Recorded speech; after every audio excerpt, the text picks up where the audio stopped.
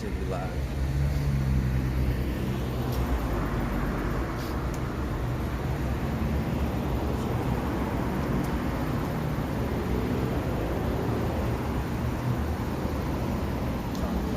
All right, shalom, shalom, shalom. We are the Hebrew Israelites. We come in week out to prophesy the downfall of America, man. And of course, uplift the so-called 12 tribes of Israel, which is the so-called Negroes, Latinos, and Native Americans, man. But of course, as always, first and foremost, we want to give all praises and glory and honor due to Yahweh, by Hashem, Yahweh Shai, by Hashem, Kakodash. We want to say double honors to the apostles of elders of Great Millstone, Louisville, for teaching us the truth. And of course, peace and salutations to you, Argumenter, that split the truth throughout the four corners of the earth, sincerely to the best of their ability, scattered throughout the four corners of the earth. With that, I want to say shalom, Hakim. Of course, we want to get into, right, but like, of course, starting off, we're going to get into oppression, man. And as you can see, in case, I'm pretty sure brothers are aware, but just in case for those that are not in the know, so to speak, man, as you can see, inflation is on the rise, man. You know, I noticed that, you know, like I said, fuel, gas, whatever you want to call it, man, has risen up, man, when you go to your local gas station, man, especially over, well, we are in Virginia on the East Coast, man, you know. Now, I remember when diesel, I think it was like a couple of weeks ago, I think like diesel was like maybe like 14 or 4.30, and now certain gas stations, man, it's about to be about $4, man. And who knows damn well, like I said, man, these other countries, man, on the West Coast, man, you know, it's about what, $7 over there, man.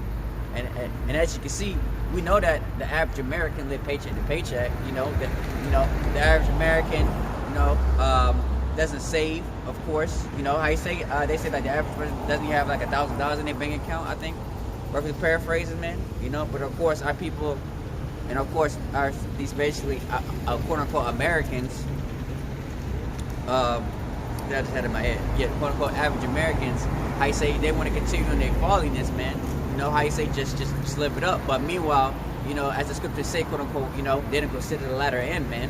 You know, when things, you know, I mean, how you say, start to get more expensive, when inflation start to rise, man. You know, people are about to be homeless, and I think, correct me if I'm wrong, is quote unquote unemployment is wrong, right? Or it's still in effect? No, it's still in effect. Yeah, but hey, that time will come with that. How you say? These people being quote unquote complacent on unemployment, man. You know what you gonna do, man? You know rent is like I said, everything is going up, man. And as you can see, you know, I say everybody's tired, everyone's oppressed, everybody hates their jobs, man.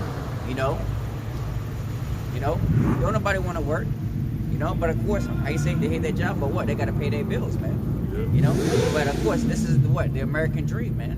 If I may say, you know, when the so-called pandemic first hit, a lot of people figured out they had to make their money on their own, you know. So now they so-called pump faking, making it seem like everything's going back to regular. People don't want to go back to their jobs because they had to make means on their own, you know. And certain people were coming up more, making more money on their own hustle, on their own grind than what they were when they were punching the clock. So now that they're trying to portray that everything's going back to regular, a lot of people don't want to go back to work because why would you go to work working, busting your ass for 40 plus hours only making such and such, and you was making more money doing your little hustle thing? You know? That's a sign that this place is crashing. You know?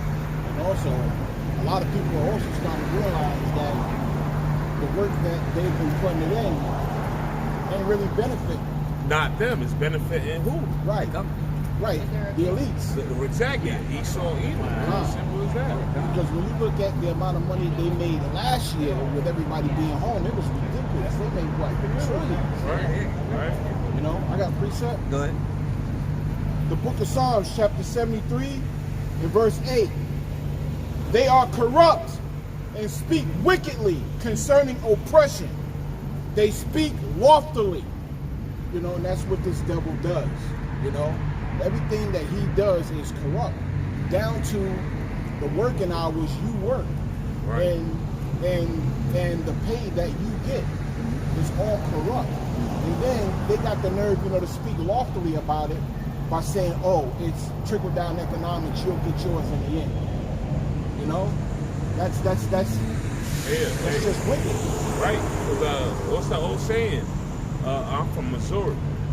That means Missouri is the show me state. So when somebody say I'm from Missouri, you gotta show me. You telling me I'm gonna get this on the back end, but time and time again, you never see that. You gotta think about it. We bust our ass 40 plus hours a week and we only see half the money, right?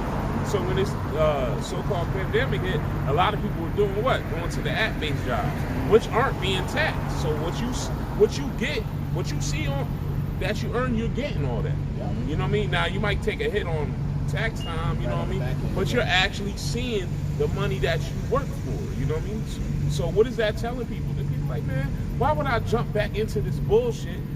And I'm seeing, I know, me personally, I know people that have quit both their jobs to do app-based jobs and make way more money and live more comfortable, you know? Yeah. You know? Yeah. Plus you can work at home, right, on some of these jobs and manage your kids, take care of your kids. Yeah. You know, actually, you have a sense of a greater responsibility at home. You know, that's what a lot of people really liked about last year. You know, you were able to make your money, you know, and still be at home. Right.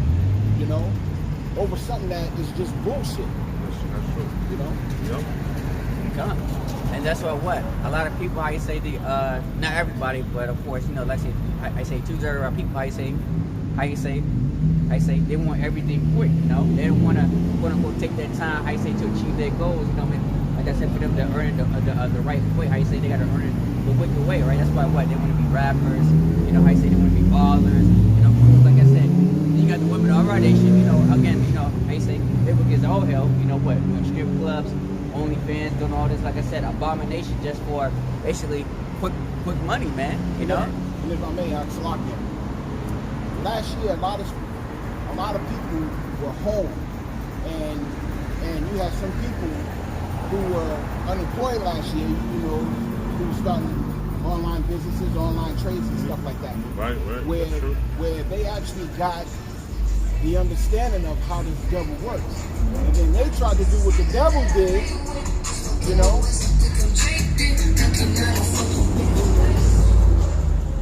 As I was saying, a lot of these people then started to do what these elites do, you know, like in terms of trade and stuff like that. And when they spend it out on them, they turn around and pass laws to stop them from doing what the elites do. In other words, what is it? GameStop.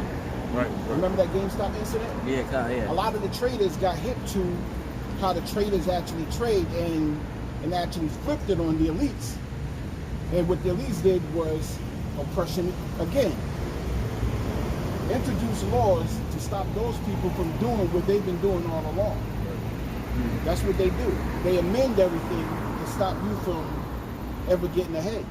God. In everything. Hey, that's what the scripture says, I think in the curses of Deuteronomy. Many brothers can talk, Emily, unless you can find it. But it talks about how basically, you know what I mean, that the elite shall be the head and thou shalt be the tail, man. Yep. So no matter how far you try to get or try to get that, how you say you could, quote unquote, you know, supplant the elites, man. Like I said, hey, the scripture says what? That Esau's wiser than Daniel, because you have to understand, this is still Esau's kingdom. So however, like I said, he runs it, he gonna control it how the way he wants it, man. That's right. You know? Yeah, because this bad man will put a constitution in effect, but when it's not conducive to what he got going on, he'll change the rules. You know, simple as that. Even one of the amendments is the right to bear arms, right? But you got imaginary lines within this so-called country, which really is a corporation called America, right? If I live in Pennsylvania, if I live in Virginia, I have the right to walk around with a handgun, right? But if I'm in another state like New York or New Jersey and I get caught with a handgun, regardless if I ever committed a crime or not, I'll get arrested. You know, that's what this man does. He makes sure he's on the better side of whatever he pushes. You know what I mean? Simple as that, man. He's a nut, man. Yeah. This is Deuteronomy chapter 28, verse 43 says, the stranger that is within thee shall get up above thee very high, and thou shalt become down very low, man.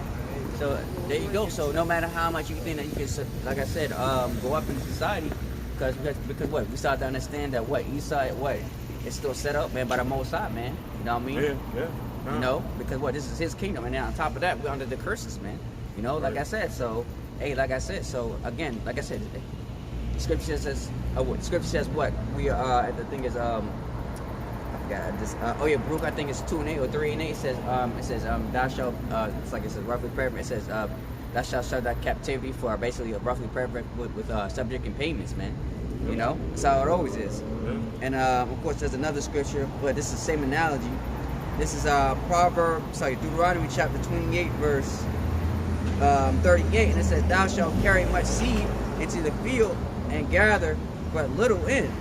You know, and that roughly paraphrase, like I said, for that analogy, how you say you may have like a big paycheck, but at the end, what you still want to take majority of it, man? Do what? Taxes, man. What? Robbery, usury, man. It talks about that in the scriptures, man. How usury is wicked, man. You know, taxation is wicked, man. You know. That goes back to Slugger. That goes back to the cotton fields. We was out there in the cotton fields busting our ass doing all the work, and what reward did we get? You know, we seen it in the movies. And the brother out in the cotton fields all day, come home from hard days of work, sweating. He come home, and not only is he barely eating, he come home and see the damn devil sleeping with his woman. You know what I mean? This is the mastermind that's ruling this world. You know what I mean? That's right. But like you said, at the end of the day, it's all through the power of Yahweh shooting our shot, because we are serving the bid. God. You know? God. You know, and also, you know, like I said, hey, it's a two-edged sword. At the same time, though, because the scripture says what? That the curse shall take upon our enemies, man. And as you can see, it's also happening to Esau, man. Because what? Esau, like I said, you're not part of that 1% or part of the agenda. You know how you say you're a two-time loser. Hey, it's not, hey, it is what it is, man. So, hey, Esau just right. Like I said, I mean, his wife just with another man and all that stuff, and you know that's why Esau oppression, you know, and that's what Esau walking out of job. You know, I say the main people that's protesting out there, it's mainly Esau, man, because what you can see his kingdom of falling, man. So hey, so again, it's beautiful at the same time, man. So hey, the law is what? A just balance, man. Precept. Go ahead. The book of Psalms, chapter 62 and verse 10. Trust not in oppression, and become not vain in robbery. If riches increase, set not your heart upon them. You know, I mean, Jake has become accustomed, you know, to being oppressed so much that they actually trust him. They actually trust in what this devil is giving them and are satisfied with it. You know? Yeah. And that's why the scripture says what? Is Israel a homeborn slave? Why is he spoiled, man? So how you say? So like I say, Jake ain't gonna do nothing because at the end of the day, as long as Esau give him his little bread and circuses, his little crumbs and this and that, as long as he's able to go to the strip club, do all his wickedness, like I said, how you say Jake's gonna be complacent? According to what? Genesis chapter 49, where it says what? Judah's what? A lion's whelp, man. And of course, like I said, that also applies to the other tribes too, but mainly Judah, man. You know, just so-called niggas Latinos and Native Americans, man. That's why whatever Esau does to you, how you say, get them uprising, man. But again, who do you see the main people that's going against? Like I said, against the so-called white man. It's what? Mainly the elites and these big companies, who? His own people. Yeah. Can you repeat that one more time? The book of Psalms, chapter 62, and verse 10. Trust not in oppression, and become not vain in robbery. If riches increase, set not your heart upon them. Yeah, if riches increase, set not your heart upon them. But what happens to the so-called Negroes, Latinos, and Native Americans when he got them punk-ass stimulus checks? Oh, right? You know, oh man, we got, what was the first check? What was the first check? 400? Yeah. It was like 400? 1,400 or like? No, the first check was like 1,200. I want to say it was, regardless of what it was. You know, they got their little bit of money and they was happy about it. And then, you know, there was rumors of another stimulus check. And Jake was cool with it. Oh, we about to get that stimulus. We all right, man. Yeah. You can't store your riches on this earth right now. Yeah. You know what I mean? Because this madman is like the brother said, it's gradualism. Then you got to deal with inflation and all that, man. This is a game that this madman is playing. You can't lean on to this world right now. You know what I mean? That's why we tell people to wake up and realize who they are. You know, this is for the elect, so we are really just speaking to the elect, the so-called Negroes, Latinos, and Native Americans, the Israelite owners, man. Because this place is not for us, you know. You can continue on, bro. I got precept into what you're saying. The book of Haggai, chapter 1 and verse 6. Ye have sown much and bring in little. Ye eat, but ye have not enough. Right. Ye drink, and are not filled with drink. Ye clothe you, but there is none warm. And he that earneth wages to put them in a bag with holes. You busting your ass left and right, trying to make it way, you know. And us as Jake, we always got hope, we got faith that there'll be better days. But you know, what's the scripture? You have a zeal, but not according to knowledge. You know what I mean? You know that it's something beyond what we live by, but you know, a lot of our people believe in this system, and who's ruling this system? Esau, Edom, man. Yeah. You know, and what's the last verse? Holes? Yeah, time. Go ahead, brother. Nah. Are you done? No. Finish that last part one more time. Okay. And he that earneth wages to put them in a bag with holes. Yeah, you put in work for this damn devil. You work you say you get paid bi-weekly. So you work 80 hours and then you say, nah, I'm gonna get a little more. I'm gonna get overtime, man. This shit. I'm gonna get this extra money so I can help out my family, help out my children or whatever, right?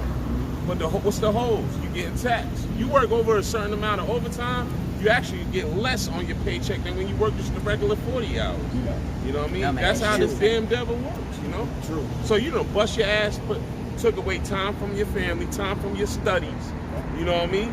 To put more work in thinking that's going to help you on the back end, and what happened? There's holes in your pocket now, you know? Go ahead, say something. You want to say? Yeah, what I want to say is, you can work all the overtime in the world for whatever company you work for, but in all actuality, that is just a portion of what this devil makes on the back end for your labor. They make billions. I think we had a lesson where they make billions in profit, but they give you a small morsel of that, and you jakes are satisfied with that. Right. You know, that's why you jakes have become comfortable in your oppression. Yeah.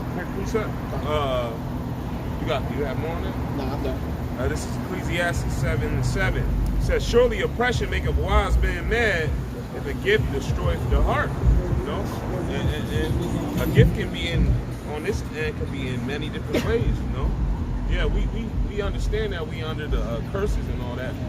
But the average so-called Negro, Latino, Native American doesn't realize it. They think they living it up right now. So, you know, say you at at your company and you get a bonus, you know. You get a bonus, a gift can destroy the heart because you think that's actually benefiting you. But you realize at the end of the day, all the hours you work, man, you owe more than that little punk-ass bonus. And also, it says Haggai, you bring in so much little as well. You're talking about also, I want to bring out too that, you know how you say Jake is not content for basically what he got, you know, how you say Jake, like I said, what, Jake's not appreciated about what, the house he has, the food that he's able to get, like I said, the stuff that, like I said, go to sleep and all that, you know, like I said, hey, what, some of my people in these Latin tribes, you know what I mean, on these islands, how you say, they don't even have a roof over their sleep, man. You know how you say, they survive from day to day, man. You know, but Jake over here complaining about the shit that he got over here, man. You know, the sort of scripture says what? Be content. You know, how you say don't ask for so much high, and of course, like I said, you know, I say don't ask for the low things, but just stay in the middle ground, man. Just be blessed, man. You know how you say? A lot of people don't even have. How you say? There's a lot of people that wish what they can see, they can walk, they can talk, they have people that understand them. You know how you say? A lot of people don't got that, man. You know, and it really makes you appreciate about the things we really have, man. When you go on like I said, YouTube, we look at the homeless and say, man, for real. Even though, like I said, you know, the things I got, man, but you know, I say I gotta thank y'all by Shema Shah. They're not on the streets, man. You know how you say, not every brother is quote unquote fortunate, man. You know, but this is again, just how it is, man. You know, like I said, just be thankful because, like I said before, things could be worse, man. But of course, like I said, but of course, going back to the 2/3 of our people, man. But again, like I said, they're ungrateful, man. You know, I say got a lot of pride. You know, they're not humble. You know, so to speak. You know, I say they're in debt. You know, like I said, majority of people are in debt, and what they can continue to further be in debt, man. To what? Feel their lust and their pleasures, man.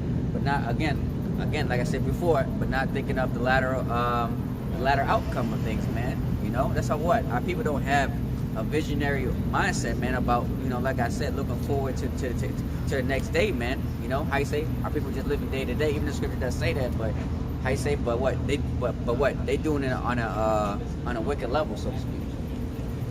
You know, I say they're not seeking the Lord, man. I say they're not out here looking for answers or basically solutions, man. You know, which I want to get.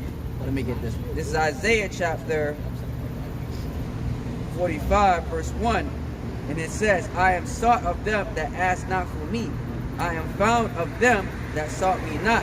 I said, behold me unto a nation that was not called by my name. I have spread out my hands all the day unto rebellious people, man. And the Lord has done that. Like I said, even during the pandemic last year, even to right now as we speak, and of course, like I said, the days ahead, man, until the Lord takes us out the streets, the Lord is still reaching out his hand, man. We're going to show you that our Father is a merciful power, man. You know, there's no other power that's, like I said, that's so merciful, man. You know, like I said, the Lord has feelings about it. What the Lord loves our people, man. But of course, like I said, our people don't care because what our people are still, because what our people are out. It's like our people are still available to do their wickedness, man. Yeah, they believe in this world. They think they can get satisfaction out in this world. You know? They feel like if they keep working hard at whatever they believe in, whether it's righteousness or wickedness, you know, they feel like they can get something out of it. You know what I mean? But if you're not doing it in the correct fashion, hey man, it's only for a short time, man. You know? Yep. And that's why when you read through Proverbs, Ecclesiastes, roughly paraphrased, it says one of those books. It says what? How you say? When that time comes, how you say the Lord shall laugh at the calamity. How you say they're gonna be looking for the Lord, man. How you say they're gonna be looking for the prophets of the Lord, according to Amos 11, man. Because what? Jake like to procrastinate. How you say stuff happened to our people, whatever, started getting serious. Then that's when they call upon the Lord, but the Lord's not gonna answer them. Yeah. They only want to pray to the Lord when they see trouble in their face. You know, when everything's going good for Jake, they just lollygagging, walking up and down the street, everything's cool. Only time they pray to their so-called power is when things get rough. You know what I mean? When trouble's in their way. You know, I got a quick precept. This is Psalms 9:9. It says, "The Lord Yahweh Hashem Yahushua also will be a refuge for the oppressed, a refuge in the times of trouble." That's right, man. And that's talking about us, man, the men of the Lord, man.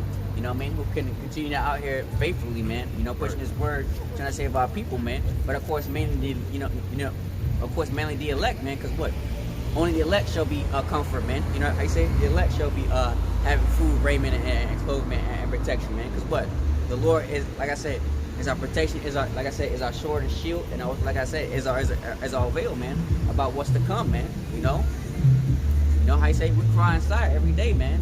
You know, inside of this place, man. You know how you say you can't really make a living, man. How you say, and if you do, how you say you gotta bust your ass, or quote unquote, how you say you gotta sell your soul, man, unto the so-called devil, man.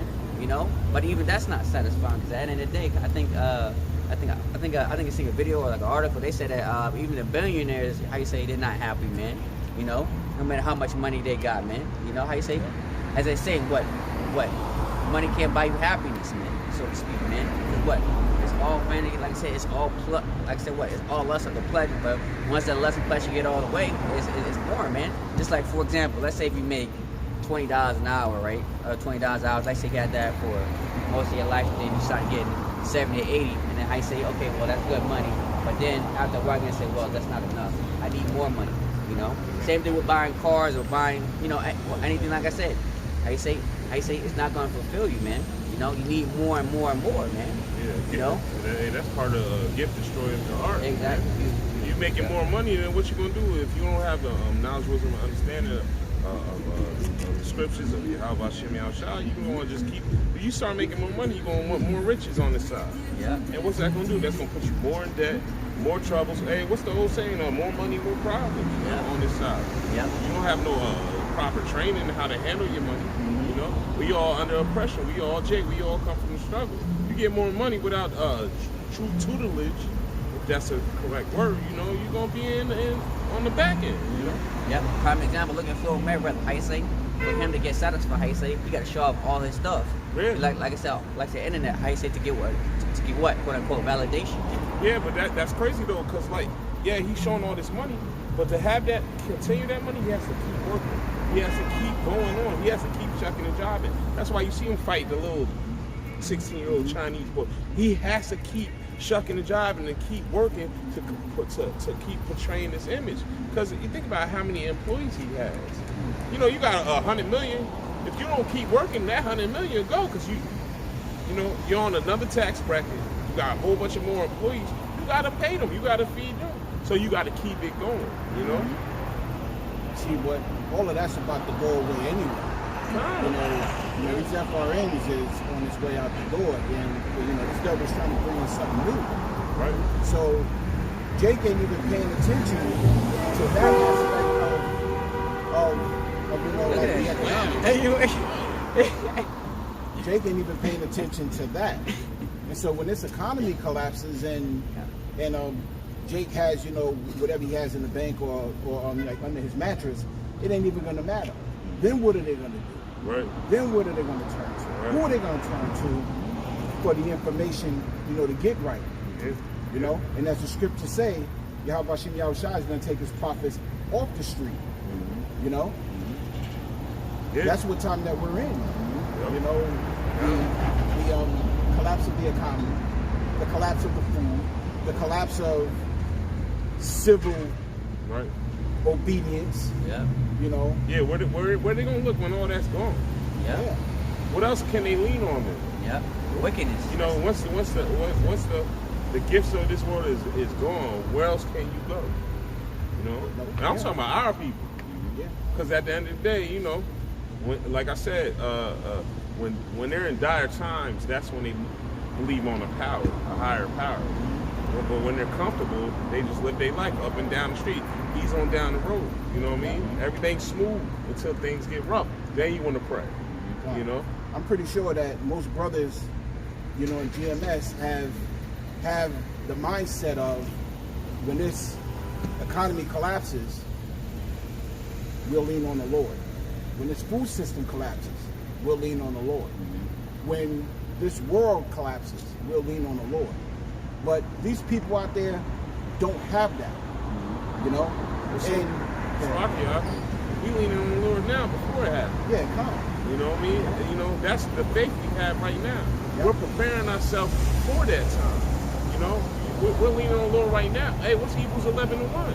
That's the true definition of faith, you know? We're leaning on now. We know this thing is going to come. You know what I mean? So we're gearing ourselves up for that right now, you know? Yeah, come. Because how you say the two-thirds of our people, I say this is all my, this is just my own bad opinion. But like I said, when our people start leaning on the Lord and the Lord not answering, you know, then they gotta realize what, oh well, I say what, the Lord is not answering my prayers and this and that, so don't think I'll lead to the wickedness, man. You know? And that's why it makes sense, because when all breakthroughs, like I said, there's gonna be no laws, like I said, there's gonna be no leadership, like I said, just people just doing whatever they want, man. That's why what the Lord got to destroy this place with fire, man. You know, like I said, cause like I said, once the economy closed, like I said, you can't bring that back ever again like that, man. You know, it's too late for that, man. You know, so what? The only cure is them nukes, man. For us, like I said, they're being rulership, man, because when that happens, somebody's got to rule. I say, somebody's got to take over, man. You know, because what? These average people, like I said, they just falling with the wind, man. You know, I say, they need leadership, man. You know, Right. I say. You can just look at them, man. I say it's like they're just cattle, man. I say just walking and doing whatever they told, man. So what? Somebody got to step in and, like I said, show them, man. You know, which is gonna be us, man. Lord willing, like I said, we're part of that number, man. Cause what? We're gonna be the quote unquote governing body, man. Cause what? These heathens need to be ruled over, man. And if I may bring this out, Go ahead. you get Job real quick. You can get the Job. All right, come. The book of Job, chapter 12. In verse 18. In verse 18. He looseth the bond of kings and girdeth their loins with a girdle. Yeah, because the brother Lord Lamar was saying, what are these people going to do? Where are they going to go?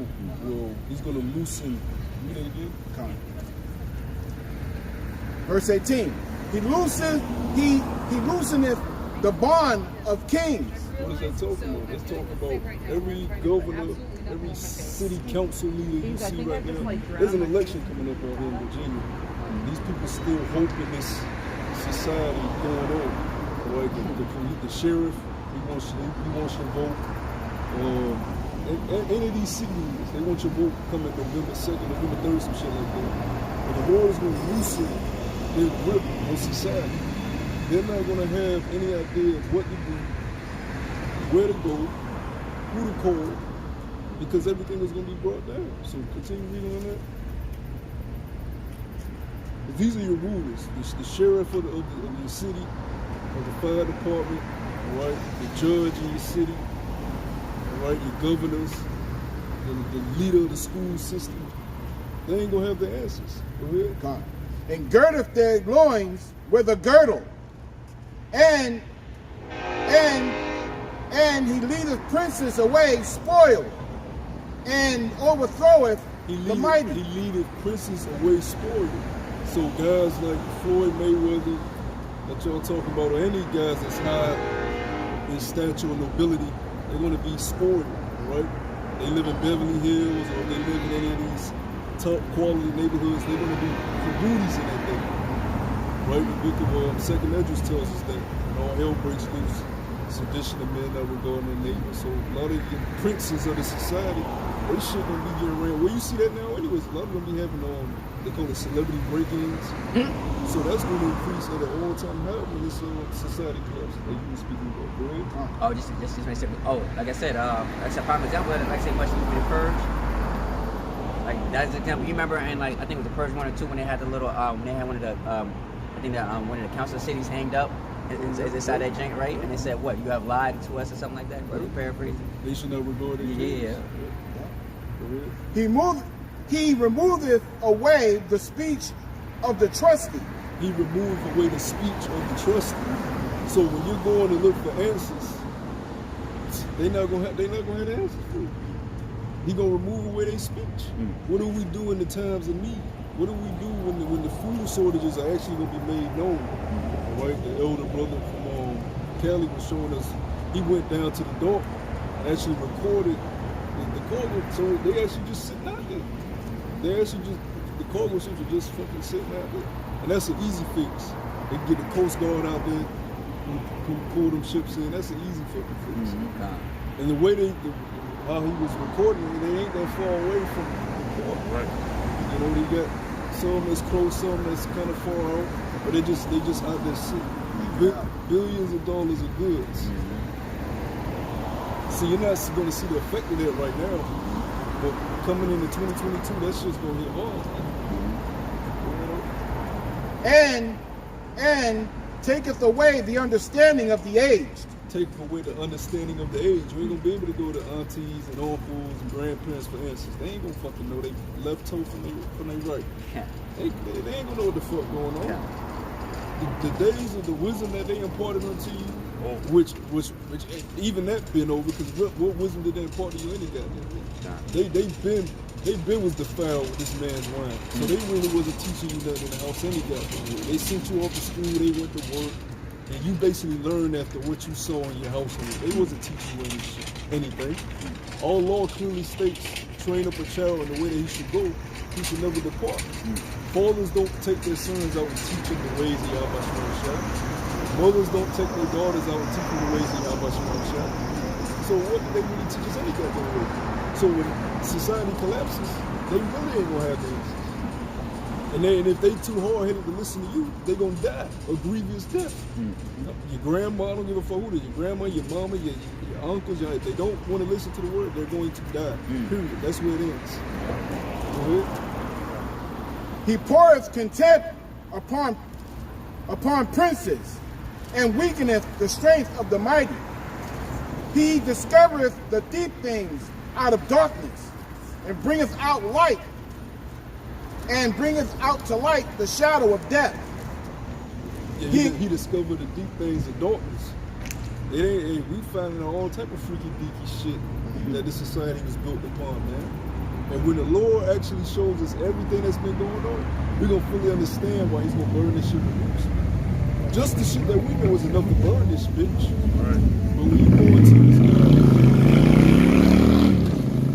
this guy's pedophilia rings and his homosexuality, these clubs, these swinging clubs, wives and husbands fucking on you. Like this is things that are actually out here. Letting people have sex with your wife, all type of madness is out here in this society. And what are people doing?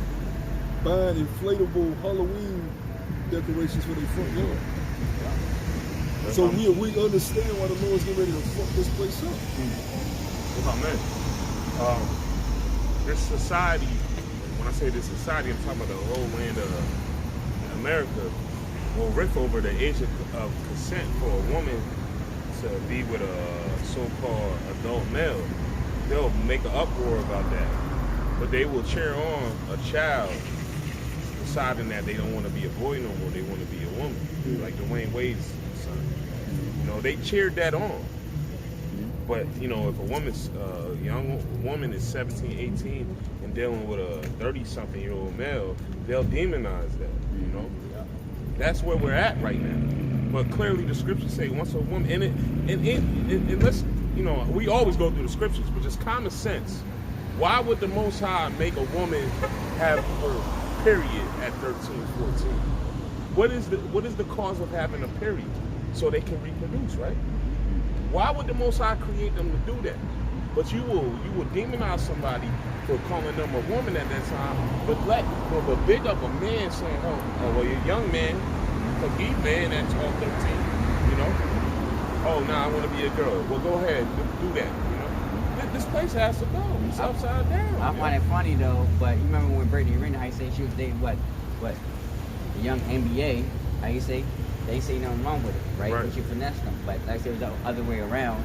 Oh yeah, I say you call all flat. Well, he was Yeah, of course. But you know how they say. But of course, like I said, I say it's contradictory about how you say, but what an older woman can date a younger man, but I say, but an older man can't date a young woman. We were talking about like 15, 14, shit R. Kelly was doing. Yeah. Even though we don't advertise brothers do that, because it's all from this side. Yeah. But it just shows you the hypocrisy. But matter of fact, the brothers get on, what is that, Matthew, where it says, wicked generation of adulterers. Continue that, Joe. I'll get it. Matthew, this 16th chapter. Verse 23. He increaseth the nations and destroyeth them. He enlargeth the nations and straighteth them again. He taketh away the heart of the chief of the people of the earth, and causeth them to wander in a wilderness where there is no way. Now that's the point I wanted to get down to, because people seeking for answers where they're gonna go. They ain't gonna go nowhere. If the brother just read, the Lord is gonna cause them to wander in the wilderness, but there is no way. Now the difference from us and them, Lord willing, we be those men. The Lord is going to provide a way out of no way for us, because we're going to be out here wandering too. Shit is just going to be all in disarray. But the Lord for us is going to make a way out of no way. For these people, they ain't going to have no way out of death. Because that's ultimately what's coming, the angel of death. Right? They're going to find them situations where they may get robbed, murdered, kidnapped, murdered, raped, murdered. You know what I'm saying? Death is going to meet them at their front door. Wild beasts may attack them.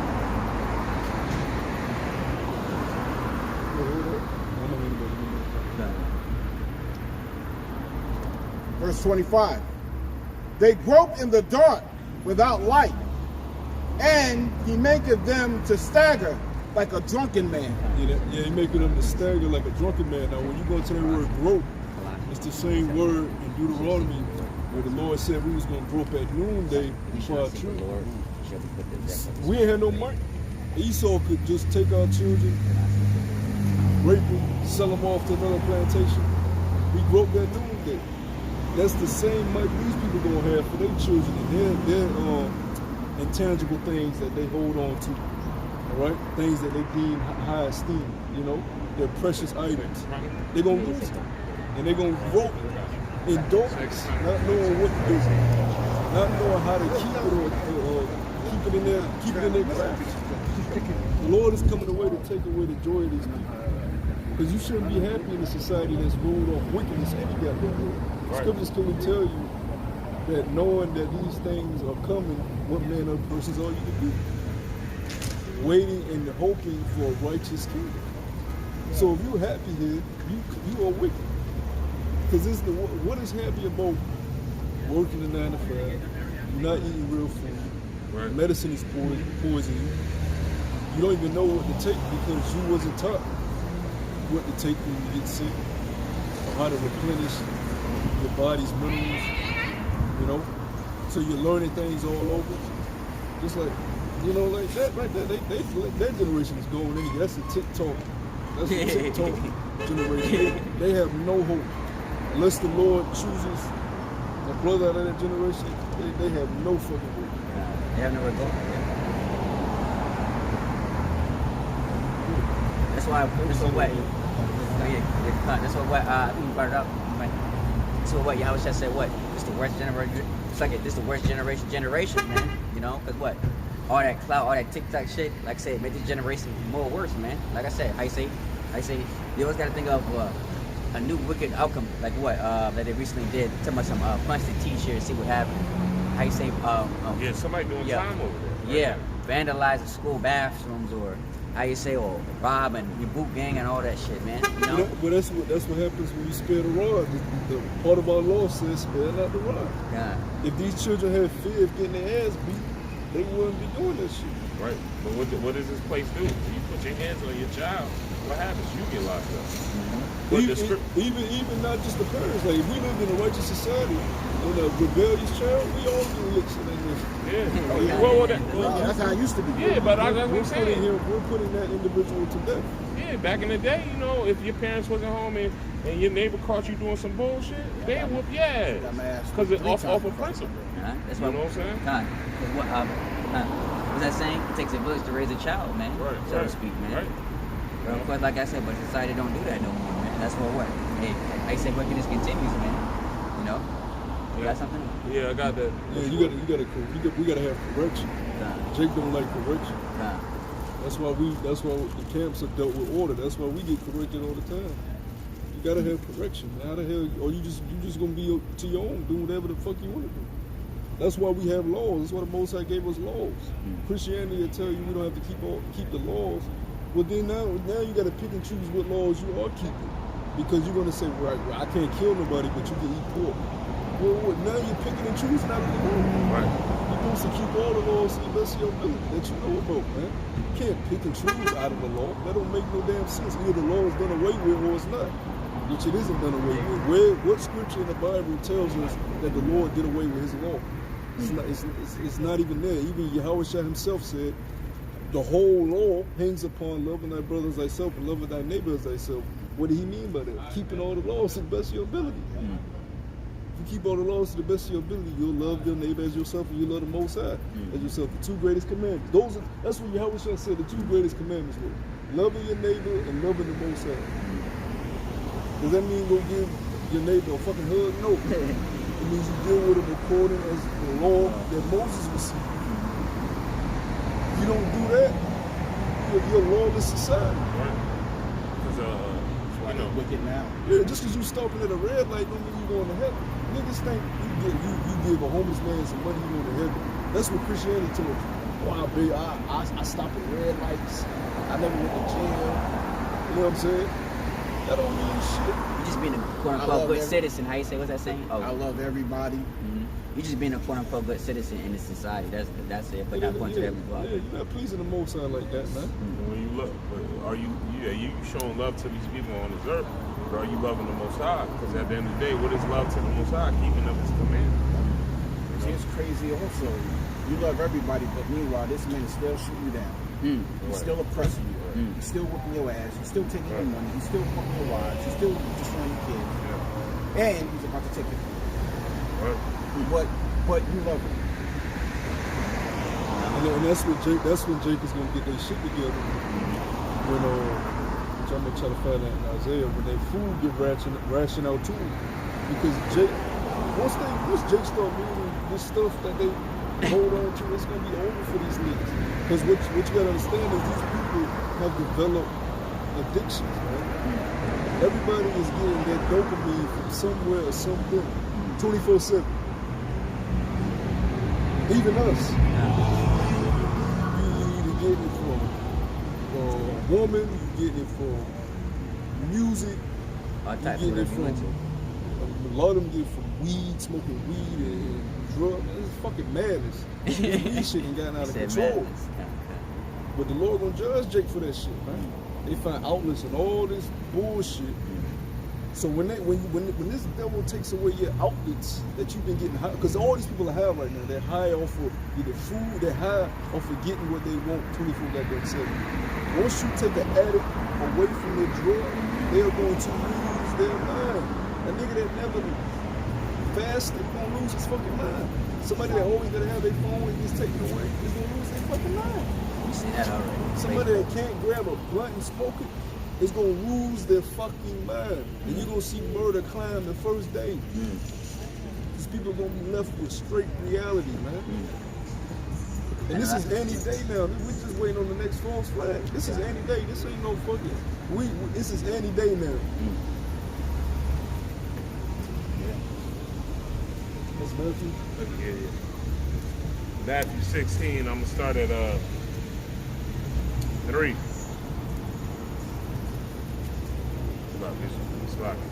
And in the morning it will be foul weather today for the sky.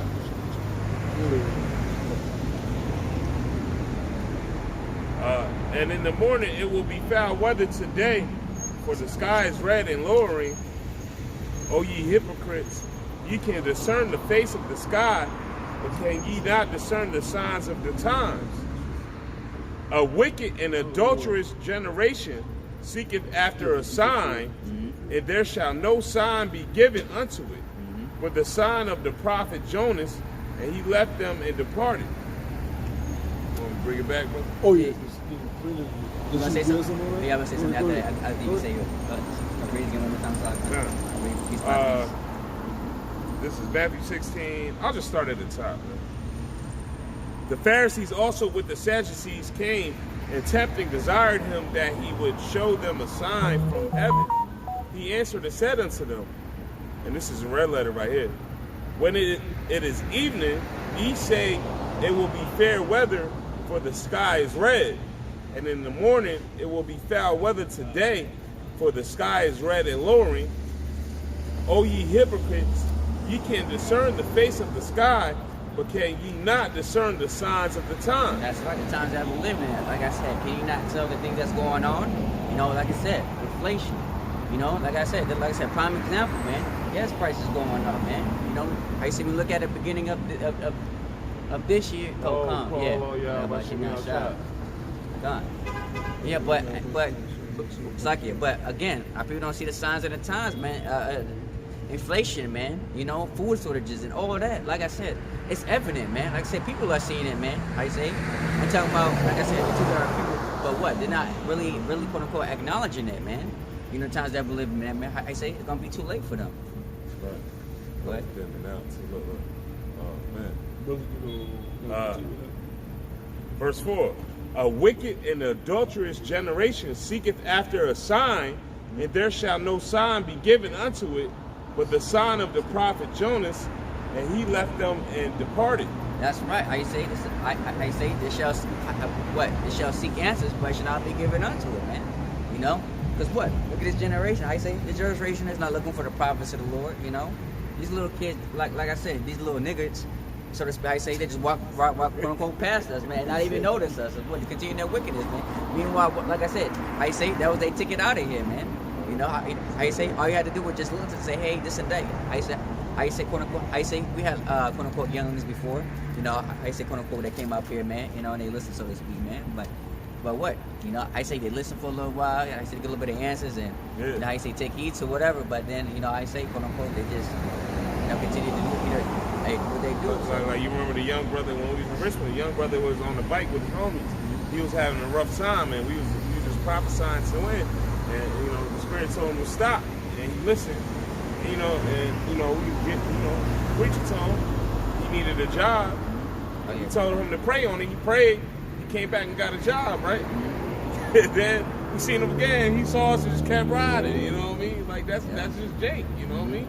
When things are going good, they don't, they don't care to pray to the Lord or listen to the prophets. You know what I mean? Only when times is rough is when they want to go, oh dear God.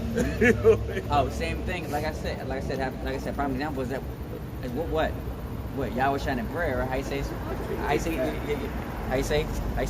what Yahushua had had the loaves of fish and the bread. What our people came, right? And it was all this and that and that. But how you say what before that? Now that they got their food, they went what? Right back to what they was doing, man. Matter of fact, go to Revelation 66. What this is even first. We're back to Revelation 6. Since we speak about Jake eating and shit. The book of Revelations, chapter 6.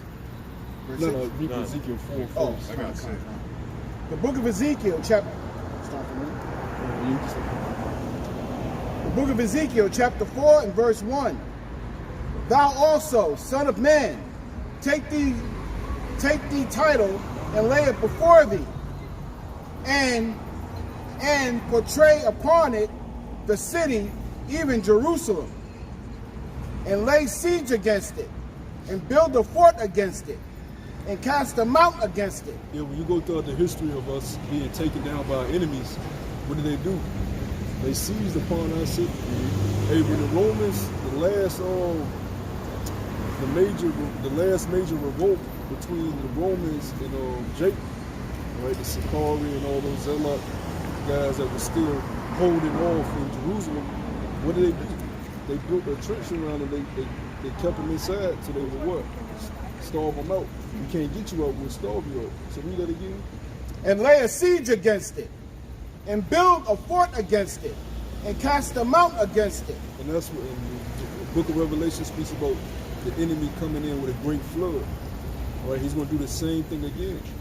He's going to starve you out. Right? Keep reading. Set the camp also against it, and set battering rams against it round about. So you're going to see the military in the cities. All right? You're going to see NATO troops out here. You're going to see armed policemen out here in different vehicles, not the police vehicles you're used to seeing. Fucking police tanks. You know? That's going to be the armed individuals amongst your ghettos, the trailer parks, wherever Jake resides. Go ahead. Moreover, take thou unto thee an iron pan, and set it for a wall of iron between thee and the city, and set thy face against it, and it shall be besieged, and thou shalt slay, and thou shalt lay siege against it. This shall be a sign to the house of Israel. Lie thou also upon thy left side, and lay the iniquity of the house of Israel upon it, according to the number of the days that thou shalt lie upon it, thou shalt bear their iniquity. For I have laid upon thee the years of their iniquity. Now drop down to verse 8. Verse 8. And behold, I will lay bands upon thee, and thou shalt not turn thee from one side to the other. What's bands? What is bands? Somebody tie your hands together. You can't move. You can't. There's nowhere you can go. So what the Lord is speaking about is cities being cut off. A man should desire to go into a city should not be able. That's what it's talking about. He's gonna lay bands on you. Your ass ain't gonna be able to go nowhere. Go ahead. Till thou hast ended the days of thy siege. Take thou also unto thee wheat, and barley, and beans, and lentils. And nowadays, this would be McDonald's, pizzas, fried foods, candy, right? All this processed bullshit. But Jake don't eat this diet no more. Don't eat wheat, barley, lentils, they eat bullshit, right? So read that again. Take thou also unto thee wheat, and barley, and beans, and lentils, and millet, and fitches, and put them into one vessel, and make thee bread thereof, according to the number of the days that thou shalt lie upon thy side. 390 days shalt thou eat thereof. And thy meat which thou shalt eat shall be by weight, 20 shekels a day. From time to time thou shalt eat it. Thou shalt drink also water by measure, the sixth part of an hind. From time to time thou shalt drink. Now, see what the time we're coming in is gonna be like a time like never before. So a lot of they say you gonna have water. So they ain't gonna be having their water by measure. This ain't gonna be no fucking water unless you've been stocking up. And this is for people that's able to get this during this time. This is speaking about back then, but applying it to what's coming is gonna be way worse than what we're reading it though. And this was a horrible time, man. Go ahead on. And like I said, Jonas said, like I said, we know that the water is not real because what? Recycled water. So, and of course, what? Somebody's got to clean that water, right, to purify it. So, if that water don't get recycled, whatever, it's gonna be just what? Dirty ass water. That's what? Contaminated. So, a lot of people gonna be drinking contaminated water, and what? Gonna get them real sick, and worst case scenario, die. Yeah. That's another way you can die. Verse 12. And thou shalt eat it as barley. So that's the point. I wanted to measure point. It's just gonna say the same thing with the bread. Get that Revelation 6. It's the book of Revelation 6:6. And I heard a voice in the midst of the four beasts say, a measure of wheat for a penny, and 3 measures of barley for a penny, and see thou hurt not the oil and the wine. You see that? So the bread is going to strictly be rationed out to those that are available to get it, right? But the oil and the wine is not going to be hurt, which is the truth. But reading what we just read in Job, them broken in darkness, what are they going to be broken for? The oil. Get the wine, get the foolish virgins, Matthew, the good book. Hurt not the oil and the wine. Hurt not, because we also read that they stagger their drunken milk. So they drunk in a different way. We on the wine of the scriptures. We got the oil of the scriptures. We're the wise virgins. Jake the foolish virgins. And when they bread get taken away, then they gonna seek for their teachers. Right? My brother get Amos. They get Amos thirst for bread, but not of You mean the 10 virgins out? The 10 virgins? Yeah, the parable of the wine and the virgins.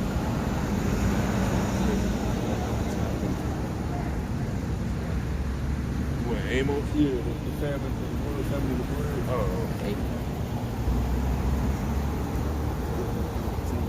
That's Ezekiel. No, get the oil, man. This is Matthew chapter 25, verse 1. It says, Then shall the kingdom of heaven be likened unto 10 virgins, which took their lamps and went forth to meet the bridegroom. And 5 of them were wise, and the 5 were foolish. They that were foolish took their lamps and took no oil with them. But the wise took their oil in their vessels with their lamps. Knowledge and wisdom should be the stability of our times. You get knowledge, you're supposed to apply the wisdom, right? We got wisdom, like we were speaking about last week. This knowledge has given us wisdom to conduct ourselves in this society and we don't end off too bad, right? This is truth supposed to make you a better man. You're not supposed to put a garment on and just scream shalom every Saturday, man. You're supposed to be making a change, growth, right? When you come into this truth, you're a baby, right? Been in 1 year, you're 1 year old. Been in 2 years, you're a child, you're grown.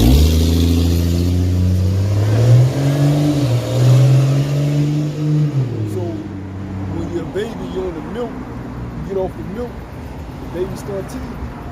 The baby wants something suckling. You grow, you gotta grow, right? You go from coming out here and just showing precepts you memorize to actually going into the chapters that that precept belong to in the context, going into the history, learning about the people that's in that chapter, actually going into what you're reading, not just being a parrot. But when you're coming into this, that's what you're gonna be. You're just gonna be a parrot. You're gonna be a baby. You're gonna mimic what you see. But as you continue to progress in this thing, it's supposed to be growing. As water moves, it continues to flow. It doesn't stay stagnant. That's what this truth is. It's living water. Nah, just to add on, the scriptures say, study to show thyself approved. If you're just reading just to read, you're not soaking in the information that you're reading, then what are you reading for? Yeah. And the Lord will give you an increase in your time, your due season. You know? Like when you were in school, when the teacher made you read, some kids just read because they were told to read, but were they actually attaining the information? So when somebody, all right, what you just read? A lot of kids be like, you know what I mean? No just of what they read, you know? You gotta apply that to what you going on. Now everybody got different speeds. Yeah, they got different speeds on how they gonna gain the knowledge, understanding, wisdom. But are you increasing anything though? You know? And you gotta put forth the effort. The scripture say the Lord is up with you, but the Lord is in control of the increase. Yep. Go ahead. God. And it says, verse 5, while the bridegroom tarried, they all slumbered and slept. And at midnight there was a cry made, behold, the bridegroom cometh, go ye out to meet him. They tarry. But now the cry is being made, that's the prophets. Shouting at the Lord. Hey, the Lord is coming.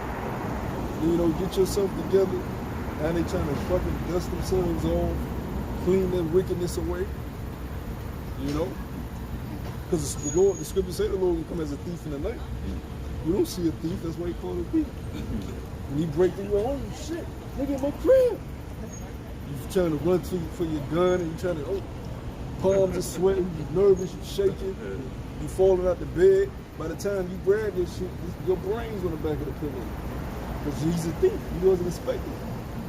You know how many people that died, they had a gun right by their bed, but the situation happened they weren't able to fucking react fast enough. That's how the Lord's gonna come. You ain't gonna be able to react fast enough. And he knows that's why he's doing it like that, so he can catch your ass off guard. Thief don't come when you know. He loses his advantage. Yeah. Like nowadays, you got people with the ring camera. They can see you. You ain't gonna be able to see the Lord. You ain't got no ring camera for the Lord. Niggas think these ring shit supposed to protect you, man. And then in the day of trouble, niggas is gonna be busting your ring shit off and busting through your shit. You know? Because these people are scared. That's why they got all these dogs in their house. Guard dogs. Got a ring camera. Got a gun under their kitchen counter. Got a gun in the bed. I know dudes just like this. They got a gun in it, and everything. Got a gun in the living room, He got a gun in the dining room table. Yeah, just so whatever. This guy I work with, man, this nigga buy a gun every time he get paid. Damn. So yeah, man, I'm like, you gotta come with my shit. But you're not in control of your life, man. The Lord directed for man's steps. How can he understand his own way? The Lord want to get you, God. If he send an angel of death to you, there's nothing you can do to stop it. Yeah. That's why he said, you that live by the sword should die by the sword, because you don't know when your day gonna come. So you just say, I'm gonna prepare for this, I'm gonna prepare for that. Really, it's really in vain. It's all in if the Lord wants that to be to your advantage. True. You know? Period. How you say, quote unquote, how you say, a person with no gun has a better chance than somebody with guns. Because what? As long as what? The Lord protects you. And like you said before, like I said, a lot of people that got all this stuff, they don't have faith in the Lord. No, you gotta say that correctly. A man of the Lord with faith. I'm sorry. A man of the Lord, because if you a wicked nigga and you ain't got no protection, you doomed too. Yeah, but a man of the Lord with faith, that's the most powerful weapon. A man of the Lord with faith, and how much you know what I'm saying? That's the most powerful weapon you can have. Yeah. There's nothing that can overcome that. Can't nothing defeat that, man. And if you don't believe that, then you really not in this any goddamn way. You know? You teeter-totter. See, that's how you know the Lord is working with you, when you can actually change your mind from this cardinal aspect of protection to a spiritual aspect of protection. Because the thing is, the curse say no man shall buy you. That's including yourself. You ain't gonna redeem yourself either. The Lord wants us to solely rely upon him. You will get no glory for your deliverance. Jake think, I'm gonna deliver myself out of this situation. No, the fuck you're not. No, the fuck you're not. You ain't gonna take away from the Lord's glory. He gonna be the reason your ass get delivered out of any situation. He gonna make sure you know that. Oh shoot, I dance with it out of this. You gonna know it wasn't a good thing. Because instances are gonna come just out of nowhere. That's how the Lord reacts. That's how he has events happen. So you don't know. You can't prepare. It really is like these preppers. It really ain't no preparing, bro. You don't even know what the next false flag is. You didn't even know about the C-19 event. It was a normal day. Flights is canceled. That niggas wrong. That's why niggas go run and buy gas and run and buy water every goddamn because it cuts them off guard. They don't know what's no. You can't prepare for the unknown. That's why you just supposed to be occupied with this. Yeah. It's too many variables. There's too many ways the Lord can get you. And for us, how you say, like I said, we didn't see it coming, but we were somewhat, prep. How you say, what's that saying? We were somewhat on edge, so to speak, if that's the right word to say. How you say, when it came, how you say, we didn't bug out. We didn't say, oh, this and that, but we saw people. I'm like, look at all these people, man. Like I said, it was funny, you know? But we didn't know the Lord was going to have us put masks on our fucking faces and you know what I'm saying? So you don't know how the Lord's going to have this thing go down, man. Your ass is doing your faithful, man. You don't think you're finna prepare for something you don't even know what's coming. Because you got to understand, it ain't just Esau. The Lord is wielding Esau. It's his sword. He's wielding his name. You can't guess the Most High's next move. Because whatever you think, the Lord does it in a totally opposite direction. A whole different way. What's that saying? I think it's in Isaiah. It says, "What your thoughts are not the Lord's thoughts, neither His way, high way." Roughly paraphrase. Yeah, your ways, man. That's how the Lord works, man. Hey, quick research. Proverbs 20 and 24. Man's goings are of the Lord. How can a man then understand his own way? Yeah. You know, so like the brother's saying, man, you know, you can't dictate what's going to happen. You can have your whole day planned out from the beginning of when you wake up. So when you iron your clothes, have your shit creased out, you say, I'm gonna wear this, I'm gonna have my socks here, I'm gonna have my sneakers here. I'm gonna leave that house at 5 minutes to 8, right? You can have this all planned out the night before, but the Lord dictate this. You know what I mean? Now you can say, oh, I'm gonna leave 5 minutes to 8, but when it's 5 minutes to 8 coming, ready to leave, you can't find your key. Yeah. That's the Lord saying, hold on now, slow your ass down. Yeah. You know what I'm saying? Anything can happen, you know? I same thing today, quote unquote, because I thought, how you say, I'm supposed to get up like at 12. Next thing you know, how you say, some shit broke. So I had to stay there for like 3 hours. And while, like I said, the workers, they got to stay there longer. Because, like I said, back, because, they know the Lord, but also, do their company, because they can't leave because it's mandatory. So now, quote unquote, now Esau is upset because, how you say, he's supposed to go to his birthday party or whatever for his daughter, but now he can't go because, he got to finish the work, man. Right. But again, the whole point is, like I said, whatever you plan, like I said, the Lord can just throw a wrench in there, and like I say, your whole day, the whole week, the whole month. There's an old saying, Salaki, I know we gotta get back to scripture, but there's an old saying, I got on my knees, told God I had a plan, he laughed. You can't tell the Most High your plan. Yeah. Because you don't run this show. You just a character in his movie. You know what I mean? This thing is not of you. This is of you. How about you? God. Yeah. Simple as that. And that's the problem with our people. Every one of our people think they're special. Like the world revolves around them. No, it don't work that way. The Lord can get rid of you in a drop of a dime. Yeah, but just to back you up, how you say, the Lord already programmed your mind about how your day is going to be and what you're going to do this the next day. Like I said, plan out your whole life, See what, like I said, let's say if you make it, like I said, to a certain point or make it to the end, man, how you say? The Lord has no respect to person, man. So whatever, like I said, the Lord, it says in Romans, what? I think it's Romans 9 and I think it's 15 and down. It says, what? The Lord will have mercy and whatever, and basically choose whatever He will, man. So at the end of the day, if the Lord see whatever you're gonna do the next day, hey, that's how the Lord program it. Yeah. The book of Sirach, chapter 40, in verse 9.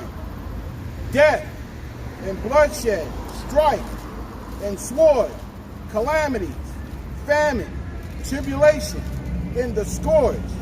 All these are created for the wicked, and for their sakes came the flood.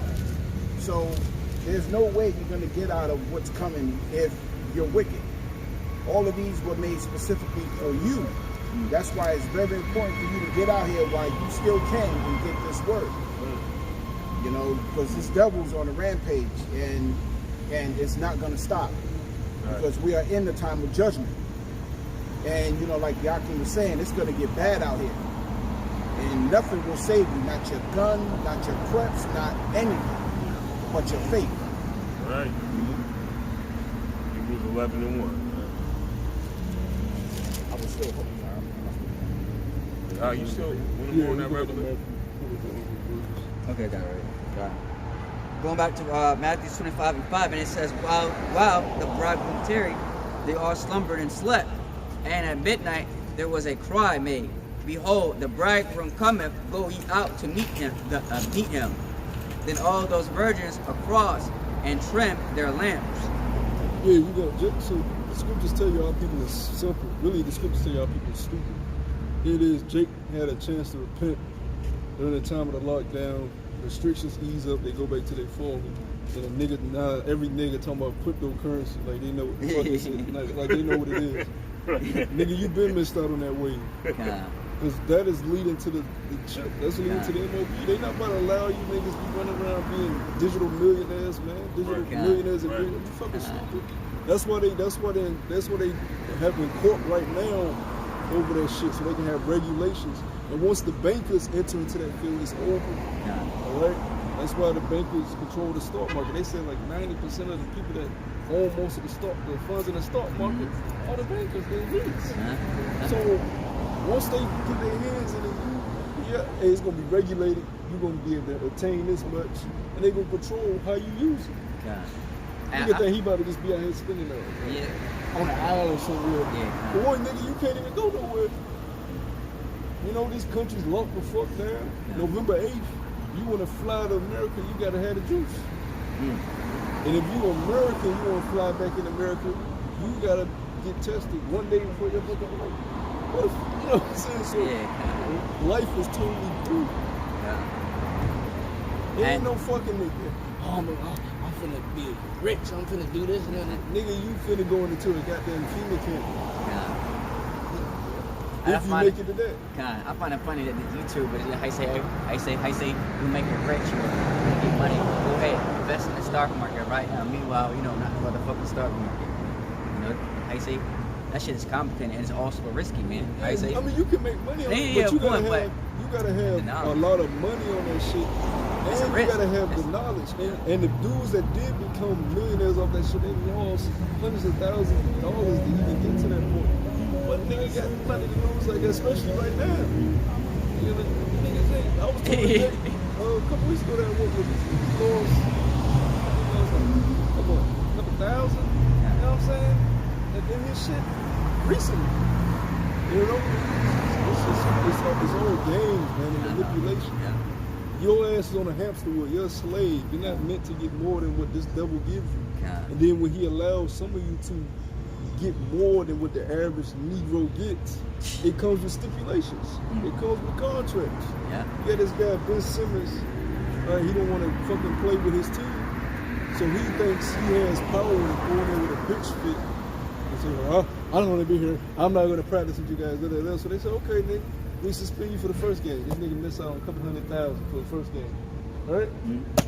Nigga, you got to play. You in contract. This nigga hands you on papers. You don't play, you won't get paid. So these jakes that are getting money, you have to abide by the rules, or you don't get your coin. Whether you sad or not, nigga. It ain't all peaches and cream, man. And I think you get the money, right? After you sign a contract, no, they get paid by games. You gotta play to get. You don't. It's a certain amount like football. A certain amount that's guaranteed. You know what I'm saying? I thought that they give you the money, but I said you gotta pay them back. No. Oh, no. I didn't know to make sure. The NBA, you get paid after every game. Literally, every game you play, you get paid after. Okay. You know? It's like a go ahead. Yeah, that's why this man, he works with the pimp. He buys you in contracts, man. Oh, the ambulance.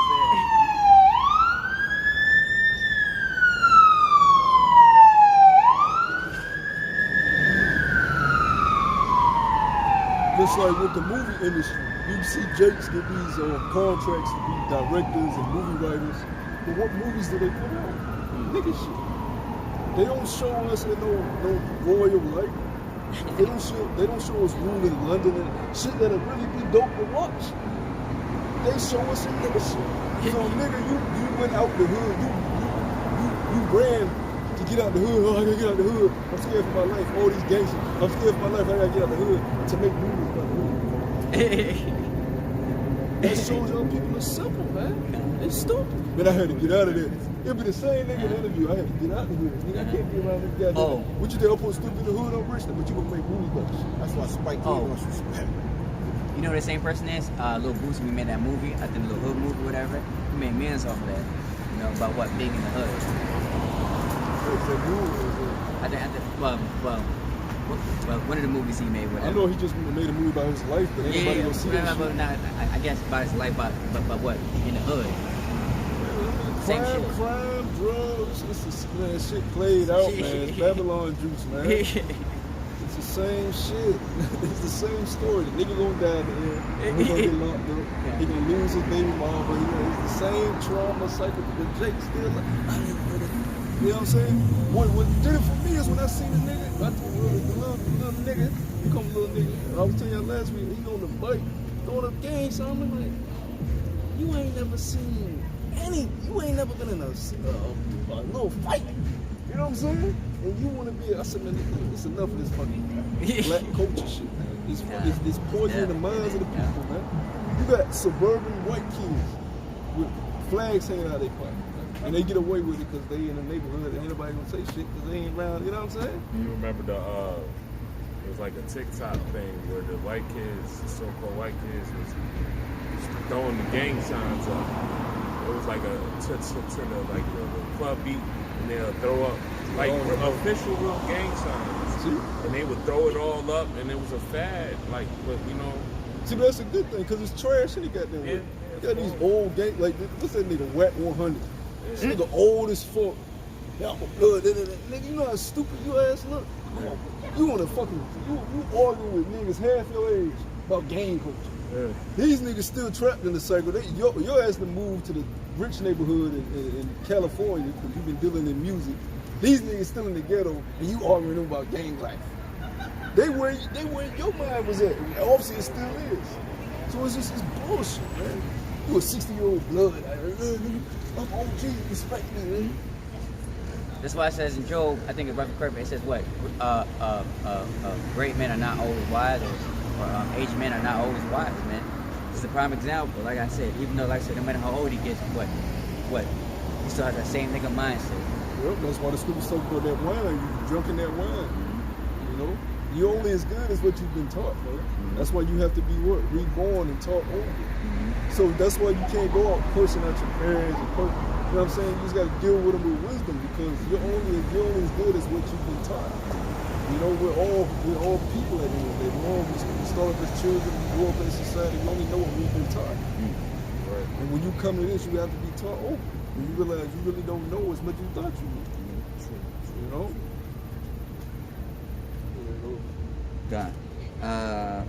Verse 6, it says, and at midnight there was a cry made, behold, the bridegroom cometh, go ye out to meet him. Then all those virgins across and trimmed their lamps. And the foolish said unto the wise, give us your oil, for our lamp are gone up. And the foolish said unto the wise, give us your lamp. So give us the oil, for our lamps are gone out. But the wise answered, saying, not so, lest there be none for us and you. This says, but so we're not giving our oil in that time. You know, we're gonna keep ours as Lord willing we have enough oil for us to be delivered. You know, I give you some. I might not have a fucking enough. I might not have enough. I got time to be helping you. Yeah, you might be right there at that borderline. Yeah, I might not. Who knows? I got enough oil. Shit, I can keep my shit. Yeah, the time when we was giving up is now. Yeah. Not when the time of destruction is here. Yeah. You know what I'm saying? Yeah. That's not the time when you out, hey brother, let me, you know you're Israelite. It's been going. How you say? Because what Brother Purpose is what? The Lord gonna shut up our mouths. Yeah. The early 2000s was the hot years. Everybody was out in their t-shirt, going to the town, saying, hey, you know you're Israelite? You got microphones and people, you know you're Israelite? You know what I'm saying? Going to the mall, you know you're Israelite, brother? Yeah. Them days are over, man. Everybody know about the Israelites. You don't do that no more. These people just, either they with it or they not with it, or they part of a whole nother doctrine. Yeah, I'm Israel, bro. You know what I'm saying? Yeah. Going to the mall, you know you're Israelite? You know you're Israelite? Yeah. Them days are over, man. Everybody know about the Israelites. You don't do that no more. These people just, either they with it or they not with it, or they part of a whole nother doctrine. Yeah, I'm Israel, bro. Yes, my hand. You know what I'm saying? So there's so many different spin-offs now. It ain't like how it was. That's hilarious. That's famous though. I still famous that Israel. Yeah, it ain't like how it used to be when everybody really didn't know. Early 2000s when it was just getting on YouTube. What's this? Oh, let me show you.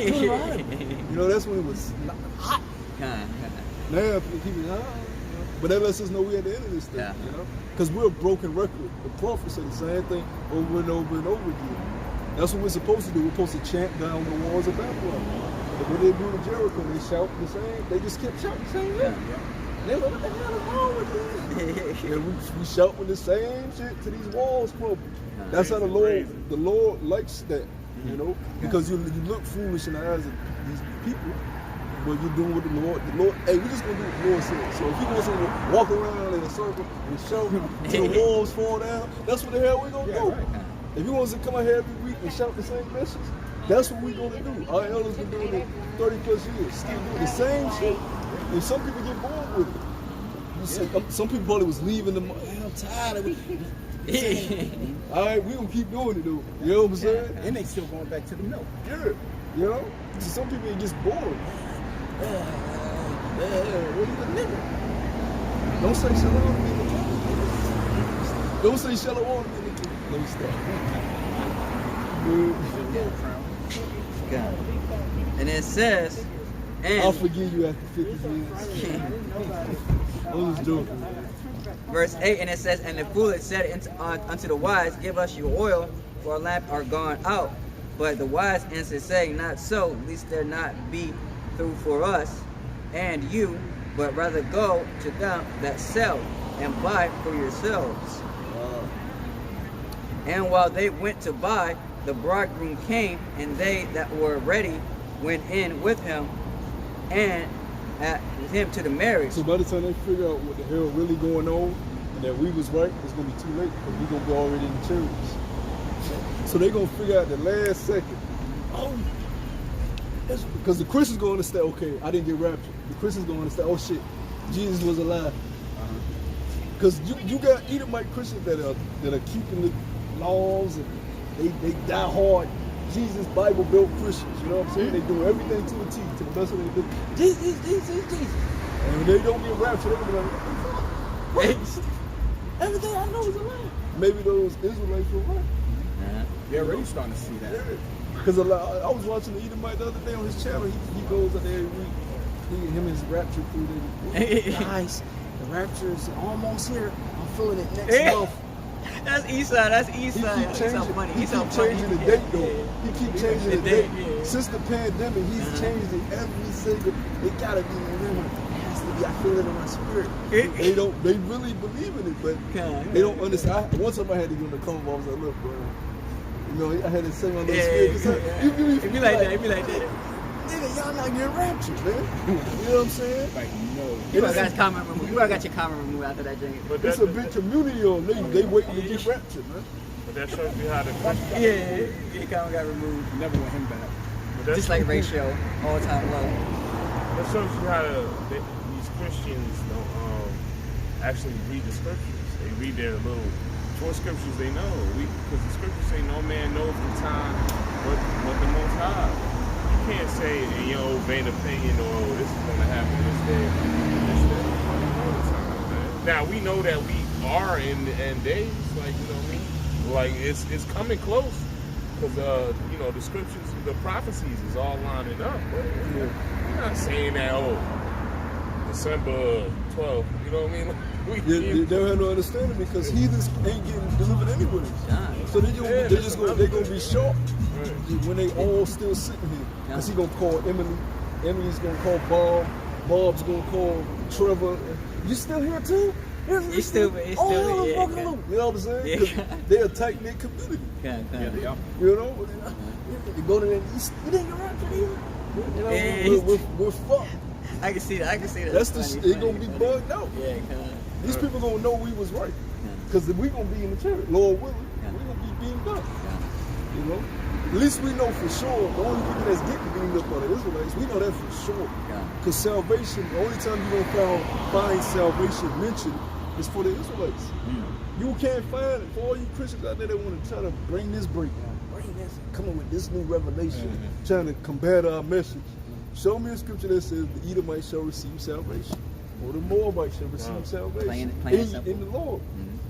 You can't find it. They'll say the church. No, I did a lesson. They use several algorithms for like I say, the graph thing. I know we just but I'm just saying I said they like to do anything, or they say the grafting in, but grafting in, and stuff like that. But most of the Edomites are gardeners anyway, so how can you not know what grafting means? Yeah. That's why I did I did a video a couple of years ago that said be nation specific. Because the only nation that is specifically says salvation is Israel. You know what I'm saying? Yeah. So Christians, they just bug the fuck out. Yeah. Go ahead. And it says, verse 9, it says, but the wise answered, saying, not so, lest there not be any through for us and you, but go ye rather to them that sell. I just said it. Yeah, unless we don't have it. Yeah. You ain't getting a sip. And buy for yourselves. And while they went to buy, the bridegroom came, and they that were ready went in with him to the marriage, and the doors were shut. That's what they call the rapture. That's when we're gonna get translated. Yeah. And you don't gotta believe us, but we don't care if you believe us or not. Yeah, put your mask on. Shut up. Yeah. Let's get on. And it says, verse 11, it says, afterward came also the other virgins, saying, Lord, Lord, open to us. But he answered and said, verily I say unto you, I know you not. Watch therefore, for ye know neither the day nor the hour wherein the Son of Man cometh. And it says what? And it says, Lord, Lord, open to us. And he answered says, verily I said unto you, I says, I know you not. So the Lord said, what? Hey, he never knew you. Who's going to Amos? Yeah, Amos. This is the book of Amos 8 and 11. Yeah, because you got a lot of people that's a good point. You got a lot of people that say they know the Lord. Yeah, but you ask them, what's the name? They got the name and stuff like that. that. No, they didn't have the name. Ask them what's the name of the Lord. They didn't have it. I had that scripture earlier when you were bringing it out. I was going to put, what is his name? What is his son's name? Thou can tell. And that's simple. If you get introduced to somebody, wait. If you want to be introduced to somebody, the first thing you want to know is their name. Yeah. These Christians been devoted Christians their whole life, don't even know the name of their God. That's crazy. That's really, think about it, that's crazy as hell. You devoted your whole life to this guy, you don't even know the name of him. Right. Then when you start asking the questions that, well, I know, it's just sure. They try to go to some hidden shit that they heard on YouTube. They ain't been studying, they just try to, no, it don't work like that. Just admit that you don't know anything about what you say you believe in. You just know what you've been taught in Babylon. And we know what you know because we've been taught the same shit. Christians try to come teach us Christianity like they telling us something new. We know what you believe. I was watching a brother teaching on highways and byways, and the dude trying to convince him about the Anunnaki, the fallen angels, and he's like, no, believe me, the brother knows what you're about to say. That's why he don't want to hear this shit. But we got to deal with it with patience. But we know what you believe. We know you think angels have sex. You know what I'm saying? We've heard all these wild-ass Christianity philosophies. That's why we know this is the truth. Because all that shit got holes in it, man. And none of it is pursuant to the scripture. None of it. I talked to Sloppy. I talked to a brother that I've known for a long time in the world. He's not a Christian or anything, but his whole thing is whenever he sees somebody in the Bible, he told me Christianity goes hand in hand with the Bible. And that's what this world believes. If you have a Bible in your hand, you're a Christian. You're a Christian. And no matter how many times I've told him, like, hold on, no, brother, Christianity was thrown on the Bible. The scriptures was already here. I've told him this many a times, but just because of repetition of what he was grown. Most Jake grew up in the church, He grew up in the church. He knew it was bullshit from the rip. So anytime he sees the Bible, he just thinks it's Christianity. Yeah, that word Christian got put on us by the Greeks, the Greco-Romans, Edomites. That's why you only gonna see it one time in the New Testament.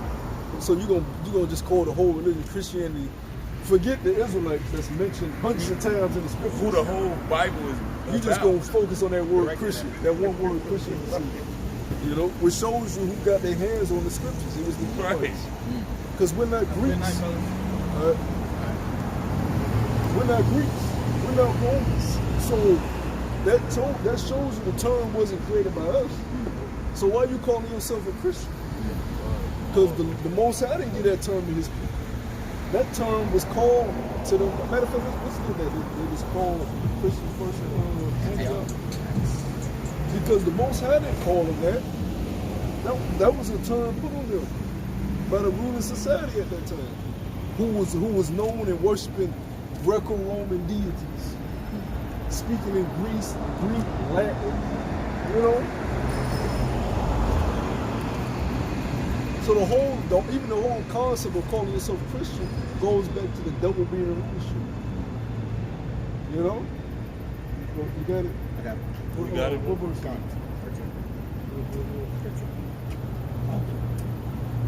The book of Acts, chapter 13 and verse 1. Now there were in the church that was in Antioch certain prophets and teachers, as Barnabas, Simeon, that was called Nigger. So just skip past that. Right? Skip past nigger. In the Bible, let's get the Christian. Yeah. You know? Or forget the nationality of signing them, right? Forget who they were. What nationality were they? From the stock of Abraham, Isaac, and Jacob. Forget all that. Let's get the Christians. And let's tie it into the grafting in Romans. Right?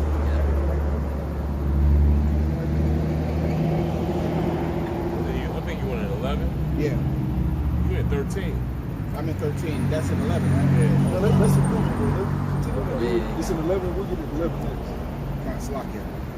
Hey, That was called Nigger, and Lucius, and Cyrene, and Menin, which had been brought up by Herod the Tetrarch, and Saul, as they ministered to Yahweh, Bahashem Yahushai, and fasted the Holy Spirit. Yeah, that's a good point because they in Antioch. You know what I'm saying? So these are the Christians they refer to. So that's actually a good point because they were called some of them were called nigger. You know, nigger. You know, you got the actual level, bro. Yeah, kind of. This is Acts 11 and 26.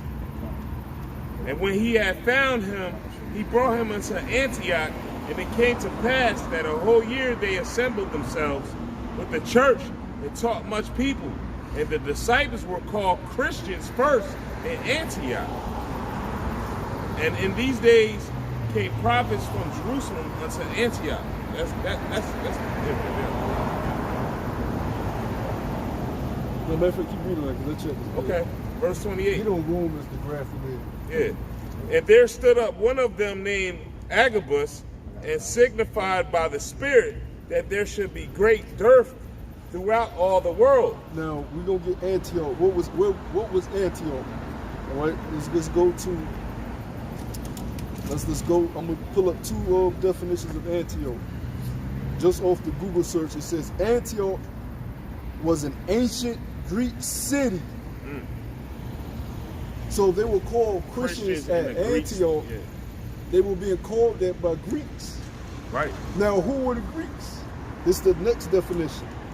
It says Antioch was called the cradle of Christianity as a result of its longevity and pivotal role that it played in the emergence of both Hellenistic Judaism. So the Greeks were not just Edomites, the Greeks were that were Hellenized, so they called them Christians too. Oh, these are Christians. These are followers of the guy that's claiming to be anointed, Mashiach, right? Which they will call Christ. In their tongue, they Christos. So that was Jake, that was Helen. Yeah, that was Jake, because when you read it further in those chapters, they were talking, they went there to teach Jake. Right. Yeah. They went there. Paul's mission was to teach to the Jakes that were Hellenized. state of mind. They was conversing with those Jacobs. So they called them Christians at Antioch. So the point of, if you're calling yourself a Christian today, this is a spirit I got came off. You're calling yourself a Christian today, you're basically calling yourself a term off of what pagans called you. Because the Greeks were pagans. Same way they called the Lord Christ. Yeah, that's all paganism. Yeah. That's not what the Most High called them. Yeah. They were known as the stock of Abraham, Isaac, and Jacob. Israelites, man. And that's what I was telling the brother. I say, yo, you know, who the world called Christ, he wasn't a Greek. That word Christ is a Greek term. We know that the Lord was a Hebrew Israelite from the tribe of Yahweh. So why would he be being called a Greek term, a Greek name, you know? And when I said that, the brother's like, oh yeah, we know that that's not the true name, you know? Continuing on, I'm going to start at 28 again in Acts 11. And there stood up one of them named Agabus, and signified by the Spirit that there should be great dearth throughout all the world, which came to pass in the days of Claudius Caesar. Yeah, because you know that word Christ, which we can drop that, but that word Christ is Christo. It means anointed in the Greek. Right. But that's not that's not Hebrew. It means Messiah, anointed in the Greek, but Mashiach. That's how we say Mashiach. Yahweh Shah HaMashiach. Yahweh Shah the Messiah. They would say the anointed one, but they come up from a Greek standpoint in that. So you calling yourself a Christian proves that you're falling off of Esau's paperwork. We've totally detached from that shit. So we're on the right path, vocab. We've detached from being Hellenized. Stop trying to call us Christians. Stop trying to make us Christians. We don't want to be Christians. No, I was going to say, and at the end of the day, there's still a title. That's still not his name. You know? That's still not somebody's name. Yeah, that's still not his name. You no matter what language you could, you know, what land a person walks through, yeah, you could call him whatever, you know, the anointed, however, in whatever term, but what is his name? You know? You could, if a brother walked through this land of Norfolk and he's 7'8", and everybody knows him as the tall one, but then he goes to Chesapeake and they still call him the tall one in their language. Yeah, he's the tall one, but what's his name? You know what I mean? Like, come on, man. Yeah. That's just a title. Just like God is just a title. President is just a title. That's why, you know, with the Salakia, with the Muslims, y'all scream to Allah. Allah just means power. It's a title. It means God. You know what I mean? So that's what you just praying to a title, you know? And it's ironic that there's no power in that name. So you're praying to Allah and there ain't no power in that name. Then you say, oh, the Elohim. Well, that just means powers, plural, you know what I mean? You know? Yeah. You know? That's Elohim, but in you know, Ishmael language is a broken down Hebrew. Elohim, Elohim. Christianity don't teach you this shit. Right. Why the hell we want to go back to something that teaches us nothing? And the only reason people like vocab and all these Christians that's in the blue letter now, the only reason y'all are getting in the words is because of us. They watching the video. Now y'all in the blue letter. It ain't even Christians that's coming up against us. You got regular Christians now. Yeah, let's go to the lexicon. Where y'all learn this shit from? They was on a Saturday and counted the Hebrew Israelites. I was like, oh shit. These niggas know something. Went home and got the damn blue letter, download the blue letter, man. That's what they said when they walked off. What is a precept? He said these niggas know something. They come back trying to cut us with the blue letter. Okay. Yeah. It's still, that's why it doesn't negate, that's why we always come back with the covenant. Okay, remember Vocab be doing that sometimes? It'd be hilarious when Vocab going to the blue letter. Yeah, and then when he come, he want to raise his voice now and get loud. You know, Christians don't, you know, raise their voice like a trumpet. GMS, they like to edit videos. And that's why the covenant is so important. That's why the covenant, the bond between the Most High and His people is so important. Because you can shout all this other bullshit you want. You go to the blue letter, find out the Greek meaning, but you can't negate that covenant. Because the covenant clearly tells you old and new. Because that's all what you call the Old Testament, New Testament is. Old covenant and new covenant. Right? And the scriptures tell you a wise man take it from old and new, use it together, put it both in his treasure box. But even the new covenant, the scripture tells you it's full of wisdom. It doesn't say eat them. It doesn't say. Matter of fact, it's a whole book condemning Edom. And then that's when they go to, oh, Edom, they're already done away with. Well, hold on. You didn't even mention Edom. Now when I bring Edom up, oh, we already done away with it. No, man, Edom on the earth. You just don't want to be a part of that, motherfucker. And if I may say, a lot of scriptures in the New Testament are quotes from the Old Testament. Direct quotes. And it's like they didn't. Well, you got the books, the Luke, Mark, Peter, James, they were reading the scrolls from the prophets beforehand, their forefathers. So a lot of times they would just recite from what they've been learning. You got to remember our Lord. What did he read? He read from Isaiah 63. So we had the scrolls. You know, that's how we pass down our heritage, our lineage. That's why the New Testament reiterates a lot from the Old Testament, because the men that were writing their books was stating what they learned from their teachers. You know, just like today, this right here that we're doing is gonna be a new book in the kingdom. But what are we reiterating? What's already written? It's just in a kind of new way, but it's still the same message at the end of the day. The reason why I brought this out, Doc, is because I'm holding the book of Romans chapter 11, going into the grafting in. Yeah. But that's a direct quote from the book of Ezekiel. Yeah. How do they miss that? Yeah. You know, to think that they could be grafted in. They don't read the whole book. How you say? Well, Scripture says what? Consume the whole road. So, you know, I like like the brother was saying before, what? They pick and choose whatever they, like I said, whatever they see fit, like I see, you know, for their advantage. Yeah, just to add back on, Christians will speak not according to the scriptures. So when you say the Edomites are done away with, where is that in the scriptures? Because the scriptures say there is no ending of all people, roughly paraphrase. And then at the last chapter of Revelation says if you add or take away from the scriptures, what happens? I mean, but they're not part of this no way. You know what I mean? But I'm just saying though, you're cutting yourself by saying something that is not in the scriptures, you know? At the end of the day, if you say you're a Christian and you believe in this Bible wholeheartedly, how are you adding to the scriptures or taking away from the scriptures? There's no end of all people. And then the end prophecy saying that the Edomites are going to be under servitude for 1,000 years before they get wiped away.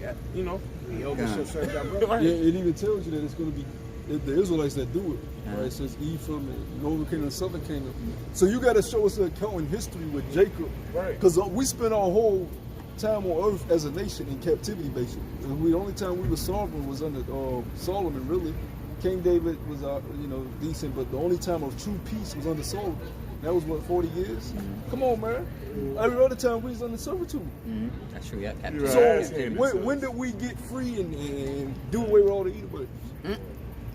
Because they try to bring up John Hyrcanus during the time of the Greeks. Oh, he forced the Edomites to read.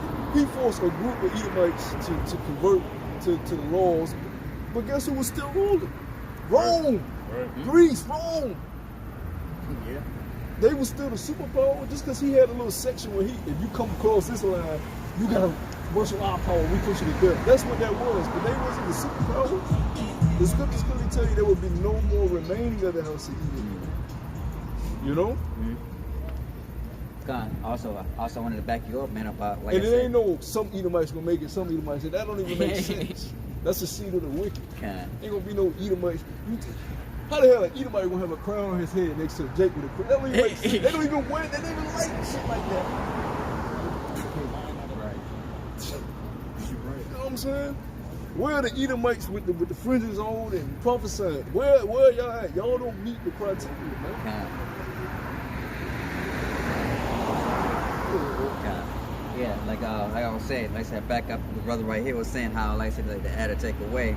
Hey, it even tells you in Revelation, the last chapter, it says, Revelation chapter 22, verse 19, and it says, and if any man shall take away the words from the book of this prophecy, the Most High shall take away his part out of the book of life and out of the holy city and from the things which are written in his book. So if it's Christian, no, I was gonna say, you know, at the end of the day, most of the people that say now, Edomites say you're not part of this anyway. You know, your only job in the kingdom is to have servitude under us. You know what I mean? you're gonna be our slave. So you know what you say, regardless. But you so-called Jakes that keep bowing down to Esau, man. Hey, man, you're not gonna make it.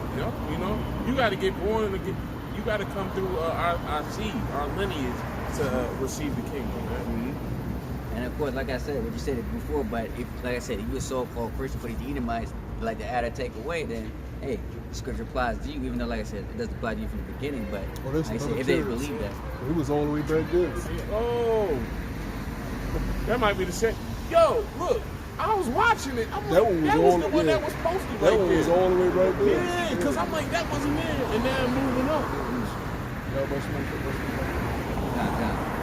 What you saying? yeah, I would say how, like I said, this Christian want to believe in the Bible or something like that. Well, how you say, hey, it says in Revelations that I did like to add or take away, this should not see the book of life. So if this Christian believe wholeheartedly in this Bible, then you already know the consequences of your actions, man, because that's what they do. That's why they always contradict themselves. Like, how you say, it's like to add or take away. Like I said, what Israel's done away with, or Edomites are done away with. It doesn't say that according to the scriptures, man. So what? That's false. So it's what? Taking you the book out of life. But ultimately, like I said, like I said, this book's not really made for them. See a pulsating light, huh? It's got a good note. You continue on that, bro. Yeah, but that's pretty much it, man. It's just, like I said, they just contradict themselves, man. You know how you say you can't add or take away from the scriptures, man. You know, because if you add or take away from the scriptures, that would what? That would what? Make what? Living out. The Most High liar. Look, it's living out. Hey, well, yeah, what's up? Rocky. That was it. Did we get on Amos? Yeah. Oh no, with graphic. Yeah, let's go. The book of Romans, chapter 11, start at verse 13. For I speak to you Gentiles, inasmuch as I am an apostle of the Gentiles. I magnifying the book of Romans, chapter 11, in verse 1. I say then, has Yahweh Ba'ashem Yahushai cast away his people? Most High forbid. So there you go. There's your answer. Straight cut. There's no cutting the trees, the Israelites off, bringing the heathens. That's blasphemy. That's a cut. What? That's from what? The New Testament. Yeah, and New it's in the same. It's in the same verse that they try to justify their wickedness. He just Paul clearly tells, with the Most High do away his people, the Most High forbid. But they bring their pale ass up and say, Israel sinned. And therefore they have been forsaken by their power. Yeah, but they redeemed by Yahweh Shai, nigga. Y'all have no type of flavor to y'all. Y'all construct, the way y'all were created is totally off from us. Y'all totally have a different spirit.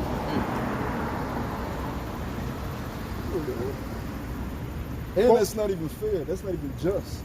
We been getting our ass kicked all this time, and then Esau don't get to pay for this shit. We don't get to get our get back. That's a false balance. Yeah. That's an improper balance. The Lord don't deal with false balances. But see, they would say, well, how come we got to be done away with? Well, nigga, look what the fuck you done did to the earth. So the Most High said, you're through. That's what's going to balance you. You out serving and wiping your ass out because you destroyed life. God. You demon, you wicked demon. Shit. Look what he's doing right now. Man. Yeah. And it's all based off lies too. That's what makes it so bad. I can see if it was the truth. There's a virus out, put my ass out. This nigga just straight lied. Over and over. You gotta take this medicine to be cured, and it's a demon in the fucking tube that's gonna get into your cells. You see that shit? Yeah. I posted it. What they call it, the hydra. They call it the hydra, and this shit, it lives. And it does not die. You can chop that shit in a million pieces. In one little piece, start growing more stems. That's what's in it. And this shit is in people. Latching onto their cells.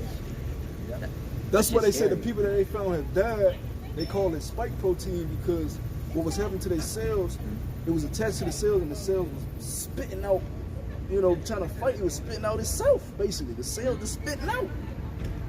and they just see a whole bunch of spikes on the sails, man.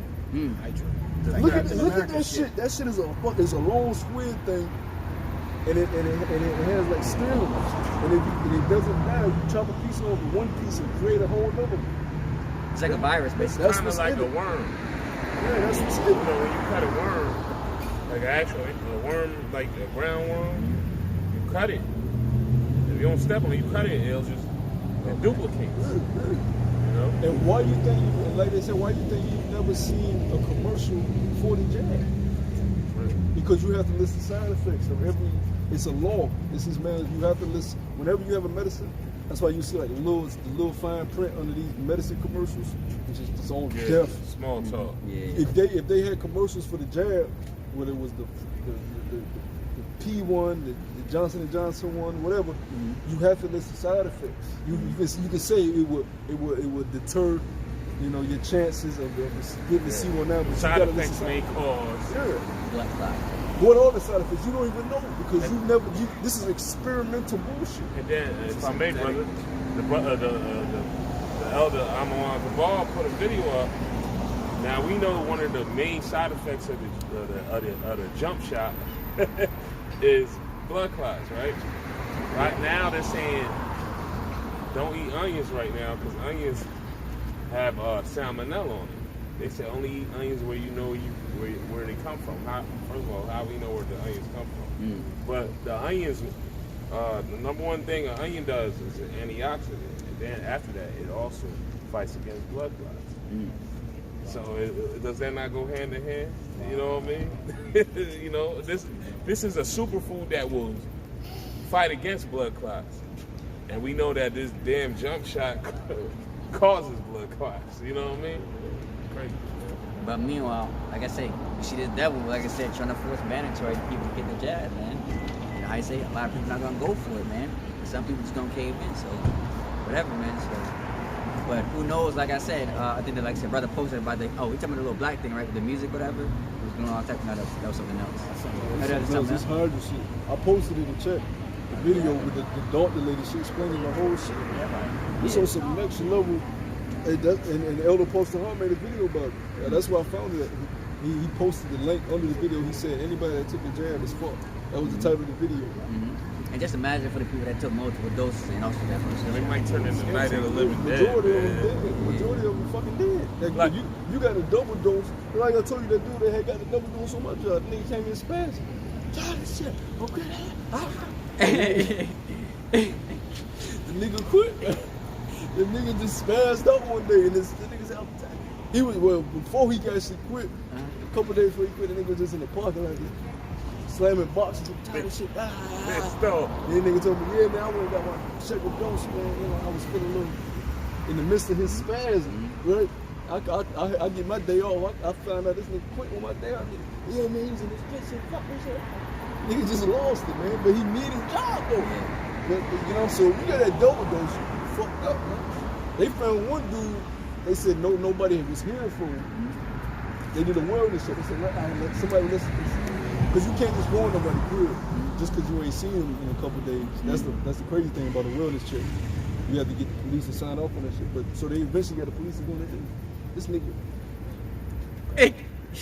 Daddy Crow. Double dose, nigga. Out of here. Out of there. Oh yeah, a girl posted. I think it was on Facebook or searching whatever. She said not on live, but she said, when my sister took the shot, she died. And anybody who say, you know, they put a vaccine, you know, I mean, anybody that took the Vaseline, you know, she said, F y'all, man. You know? You know? She was promised. She said right down on the video. She took it by she said she died right then and there. I was like, damn. Yeah, I seen a video where they show healthy white cells on the left, and then they show white cells that after somebody shot the jet, and the shit looks so hardened and deformed. Look like a roll of quarters. You seen it? Right?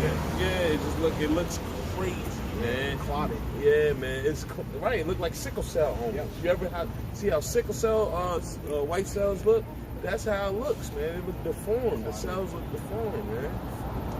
And you know, the brother decided that makes sense. You've never seen a commercial about the damn jump shot. You've never seen it, yeah. Yeah, the most you'll see is they'll have like, this is what they do a lot. This television program was sponsored by people. That's the most you'll see. Yeah, but you ain't gonna see an actual commercial of right. it. No. The side effects of B2, they don't even know what the side effects They are. don't. Hold on. People are having different shit. Some people are having convulsions. They just in the hospital. They got Alzheimer's, just fucked up. There's a meme I ain't gonna lie, I had to put that up one time because the meme said it was mimicking people that took the jab. It said, I took the jab, I did my research, and underneath it said, fam, you are the research. Because they don't know, you know, they watching you, yo. You are the research, you know? Just like they do with Jake and Projects, you know what I mean? Just like they did with Miss Eva's boy with the Ski experiment. You are the research, yo. You know? And Jake be making funny games too, so like I said, I say some Jakes know. I say, but what? They put in like a little laughter, you know, kind of social media type of way, man. Of course, you know, shit is serious.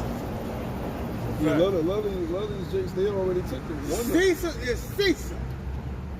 Remember the commercial? All right, man. A lot of these Jakes, they already took. He talking about with JB Smooth in that commercial. Caesar. But that might be part of the spirit, you know. He bugged. But yeah, a lot of Jakes already took one. Yeah, a lot of them.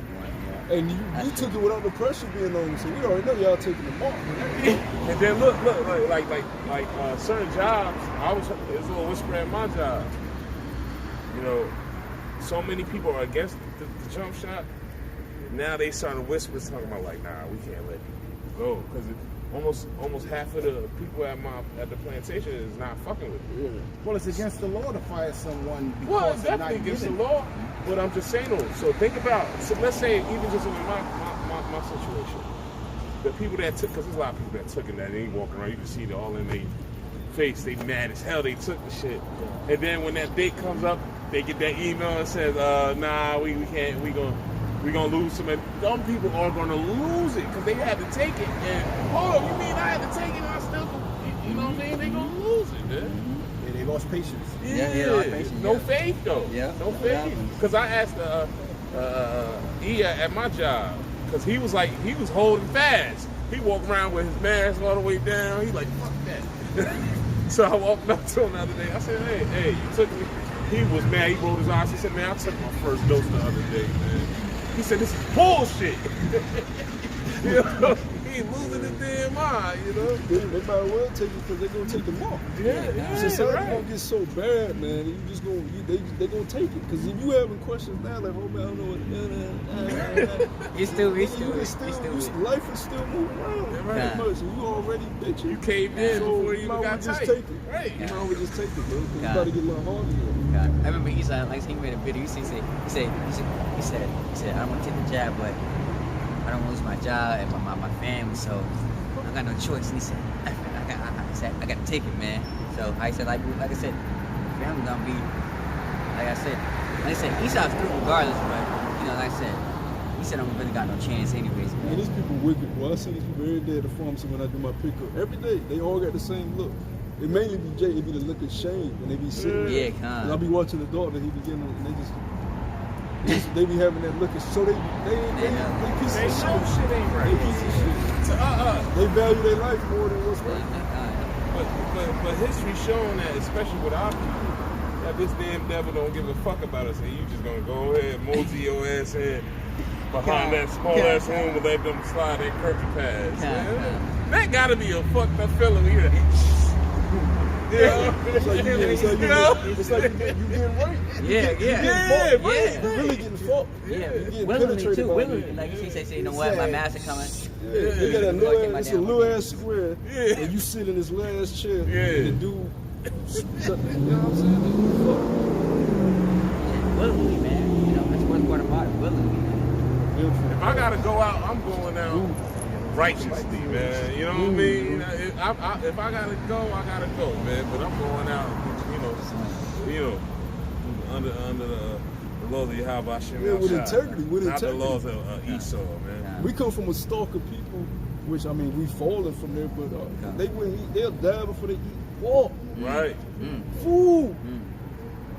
Jake slip up and eat pork. You know what I'm saying? That show you how far we falling. They got tortured for that. That's a different level of. That's a different level, bro. Take it. Yeah. That's a different level, man. Of faith, integrity, more. That's a very high level, bro. Our people lost that. You get tortured, not eating pork. You know what I'm saying? Meanwhile, Jake in the kitchen cooking that shit up. Right. So I just show you these people they ain't ready for what's finna come. They might Our well people just are like take lambs this to the shit. slaughterhouse, basically. So when the time comes, they're just gonna willingly give up, man. Not even put up a fight, man. You know. Again, The devil ain't even gotten bloody yet. Like you ain't seen the devil with who he is yet.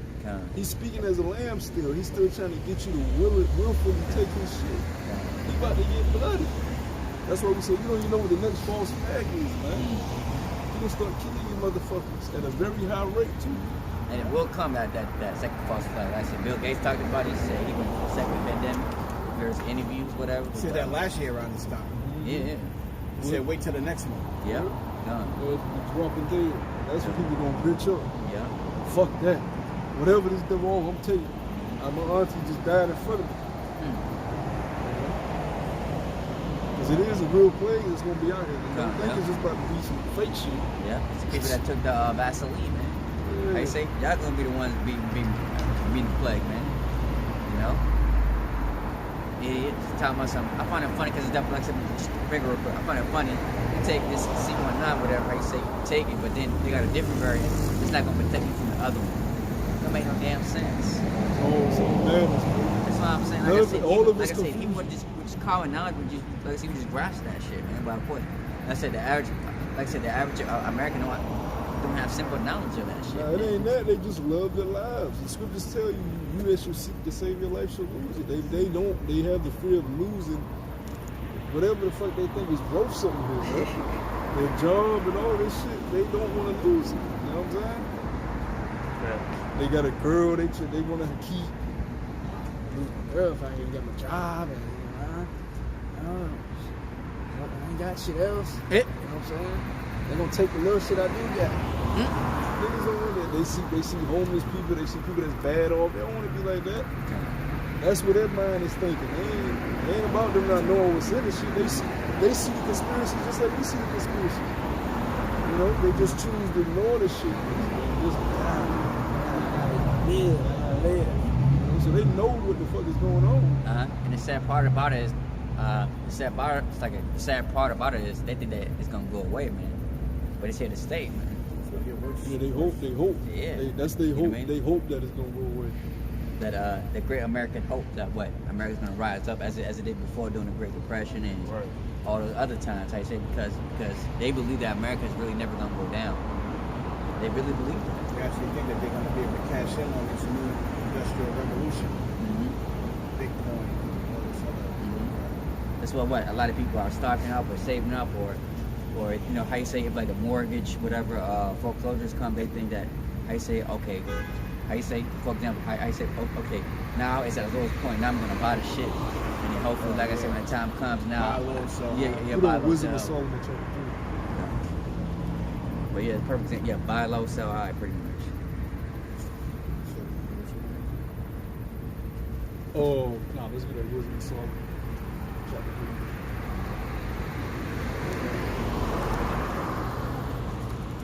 Still got a fan of that word. Cool. Yeah, that's what I'm saying. Start from the top. Yeah, you can start from the top. It's like I can read it off. The book of Wisdom of Solomon, chapter 3, verse 1. But the souls of the righteous are in the hand of the Most High, and there shall be no torment touch them. In the sight of the unwise, they seem to die. See, in the sight of the unwise, we seem to die. Y'all gonna turn y'all back on this society? What you gonna do? Y'all dead. Right? In the sight of the unwise, the foolish, we seem Like, we gonna die, like, we ain't got you. But nigga, you the one that's gonna die. My hope is not in death. My hope is in life, which is Yahweh Shemel Shai. You think your hope is in life, but really it's in death. Because Esau is not life, Esau is death. Scriptures tell you he is as death, cannot be satisfied. So you put your trust in anything that he establishes, it's going to lead to your demise. You know? Second Ezra said Esau is the end of the world. You know what I mean? That's the ball game. He's not the beginning. Kind, right. And their departure is taken for misery. And they're going from us, Salaki. And they're going from us to be utter destruction. But they are in peace. For though they be punished in the sight of men, yet is their hope full of immortality. See? We at peace. Because though we going to get punished for breaking his new rules, we have hope of immortality. Right. First fruits. You know what I'm saying? That's what comforts us. But to them, it's going to look like, oh, they can't eat. They can't get all ration bread. Right? They're out back. Right? But we're at peace in our mind knowing, nigga, this is only a short time. Right? This is a short season. I got to go through this bullshit. And I know what's on the other end of this. Your ass is doomed, nigga. So eat your little bread, you know what I'm saying? Eat what the devil gives you. Keep working your job, whatever job that you're going to have left. You know? Go ahead. Verse 5. And having been a little chastised, they shall be greatly rewarded. For the Most High proved them and found them worthy for himself. So how is he going to prove this? The same way he's going to try to prove these people. Not try, he's going to show these people they ain't shit. He's going to test them. That's the word I'm looking for. He's going to try, right? And they're going to fail. Yep. He's going to try the elect and they're going to pass. Yeah. They're going to be proved. They're going to be tried as gold is tried in the fire. And they're going to pass. I'm about to get that. You know? Verse 6. As gold in the furnace hath he tried them and received them as a burnt offering. So that's the burnt offering the Lord that we receive. You know? You being tried. That's gold. And we all see the clip. Shorty was on TikTok. You got to put it in the middle of the fire for it to be as purest. So you're going to be, you know? You're going to be in it. And, you know? And in the time of their visitation, they shall shine and run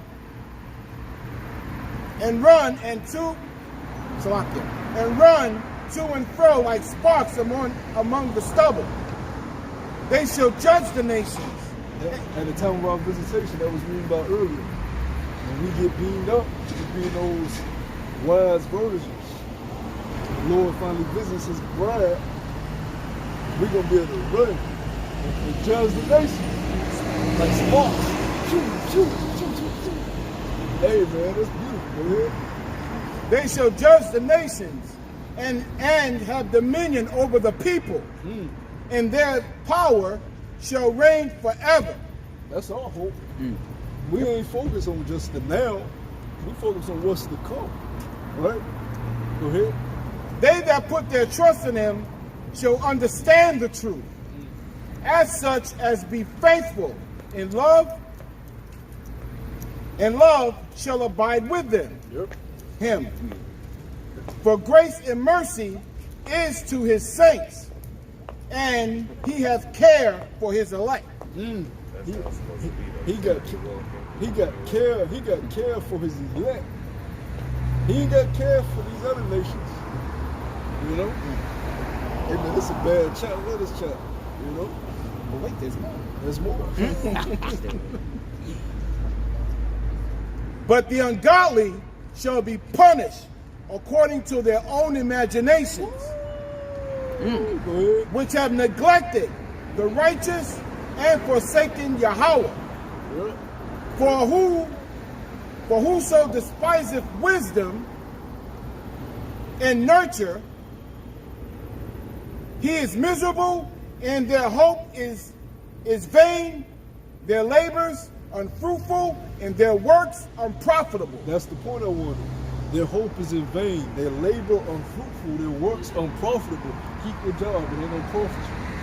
Keep your house, it ain't gonna profit you. Hold on to your loved ones. That's wicked as fuck. It ain't gonna profit you. It's all unfruitful. You know what I'm saying? So what you're putting your trust in is gonna ultimately fail you. Go ahead. Some more. Their wives are foolish, and their children wicked.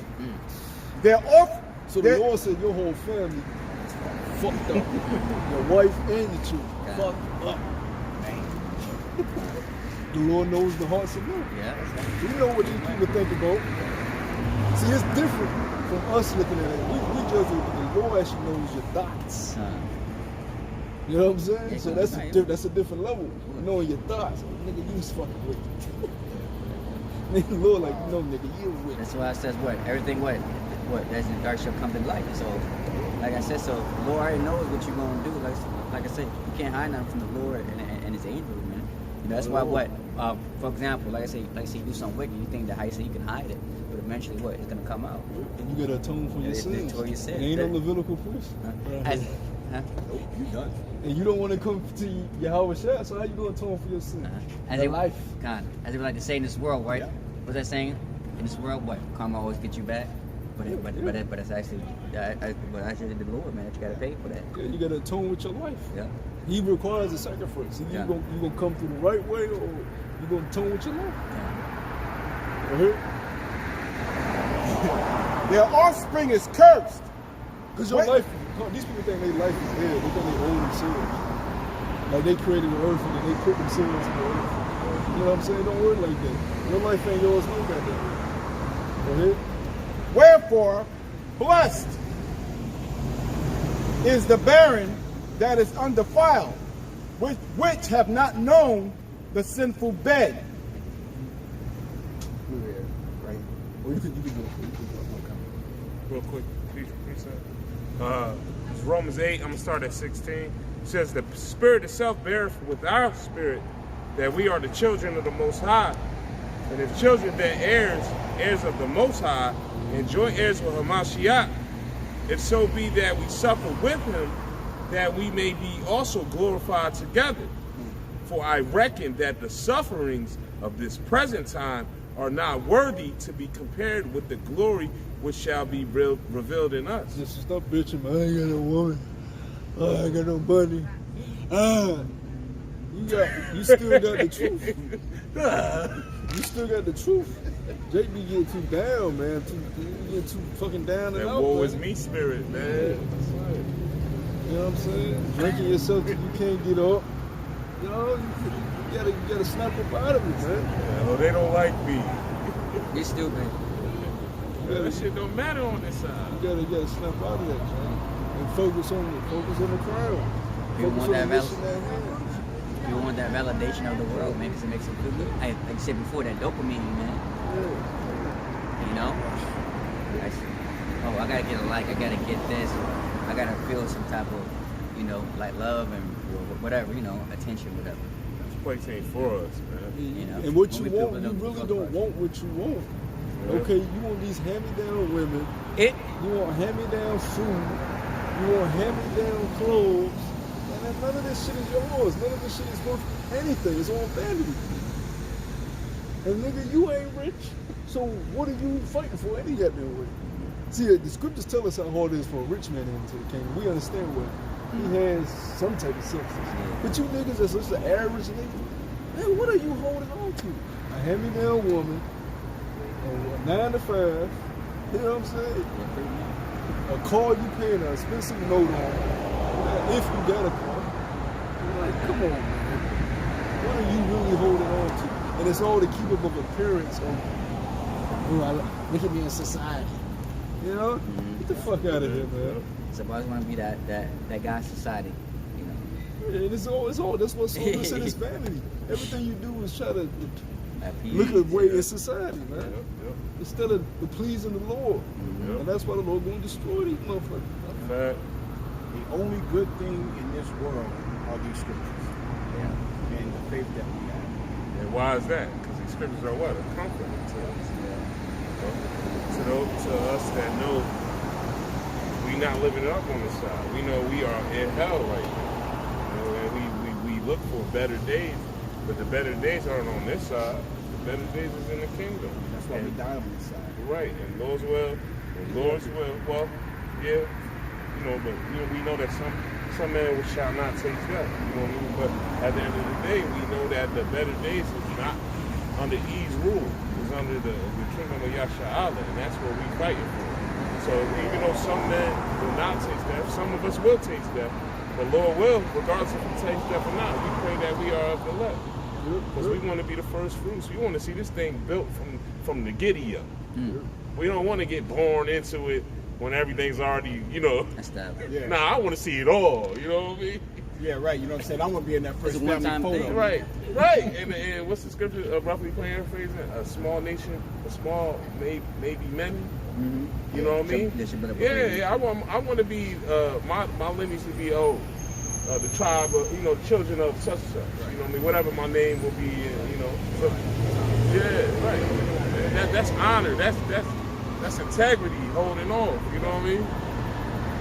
That's it. That's what you call the incorruptible crown. I feel good there, man. What is that?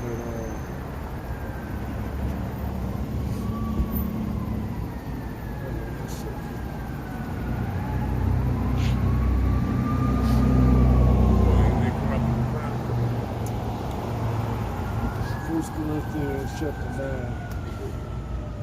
I got it. Verse 9 and what?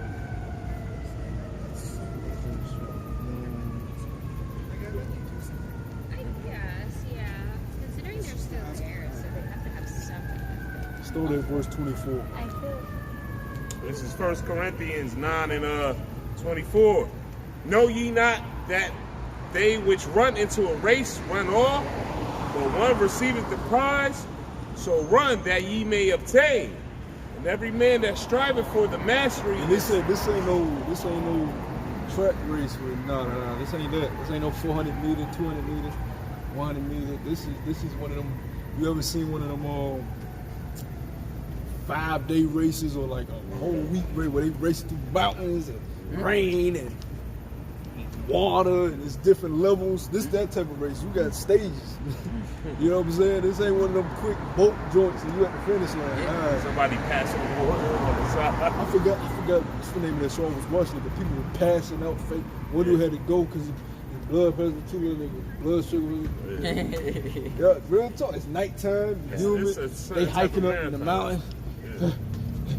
Tomorrow we gotta get on the canoes and roll this and that. Couldn't make it. Is it a triathlon? It's one of them shows where like people they form teams, right? And you race across this like country. And you get this different. It's just you hiking up mountains. You go to canoes. And you gotta swim here. One people they got caught in a little like they had to go get off the mountain, dump into this water that was like storming. It was flooding, and it's nighttime. They got caught in the middle of the shit. The water up above their waist. Like, oh shit. Oh, but you gotta walk through this shit. You gotta get through this shit to get to safety. So they had to make it on the side under like this rocky mountain cover that was over them to get out of the rain. They had to sit there all night cold. But one team, but you try to catch up to another team, so it's crazy. It's just a very vigorous race. Like survival. Yeah, it's like survival mixed with race. You gotta keep going. The team that finishes first wins. You know? Meanwhile, you got damn near about to die. You know? That's what this truth is like. It's a vigorous race. Some people fall out during the way. People leave, don't come back. I quit. I can't take it. You know? We running to obtain that prize, man. You get the different levels. You don't know the next stage, what man counted. But you gotta push through. And you always gotta have the fundamentals that this truth is based upon, right? Which what we call is the milk, but you know that first, what first made you love this truth, the fundamentals, the base. You know, knowing the Most High's name, knowing who the Hebrew Israelites are, holding on to that, and continue knowing what the truth is, and knowing that the enemy is a fucking liar. So why would you forsake this to go to his side? Then he got that. He's a fucking liar. deceiver. He's going to deceive. He's deceived himself. The scriptures tell you he has deceived himself. The pride of thou has deceived you. The deceiver has deceived himself. That's how much he deceived himself. He deceived himself that he could achieve his new order, man. So it was crazy, man. Yeah. And as we see what? It's not going how the way it's planned. Yeah. The blind should lead the blind into a ditch. You fall in a blind nigga. He think he in control of his own destiny. And you can't even go to the moon. You know what I'm saying? Like, come on, man. It don't make no sense. How he was able to go to the moon 50 years ago when you can't go now? You can't. They lost the technology. I can use technology. Rockets still be crashing. But here we are, we pulling our phones, looking at somebody across the damn country. Technology, man. You know what I mean? Still expanding. You know how many The scripture months? says what? Now it shall increase. So is your life supposed to be increasing? Beautiful. Bro. It is increasing. It Yeah, just, of course. not in his last. Yeah, Not in his come, last. That's beautiful. That's beautiful. You know how many monkeys is floating in the stratosphere, man?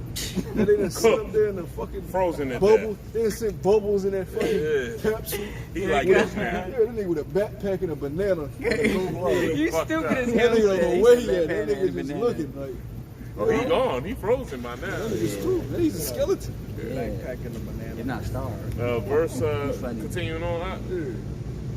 Verse You had a 25. gorilla cussing this nigga out. And his sign language, the gorilla said this nigga's a devil. Yeah, yeah, Oh, he did. wow. Nah, yeah. This nigga's Real wicked. spill. This Yeah, nigga's yeah, wicked. yeah. Because they told him sign language. He putting together citizens. Like, oh, bitch, you gonna teach me? I'm trying to communicate with y'all. Y'all wicked. This motherfucker. This motherfucker. You know what I'm saying?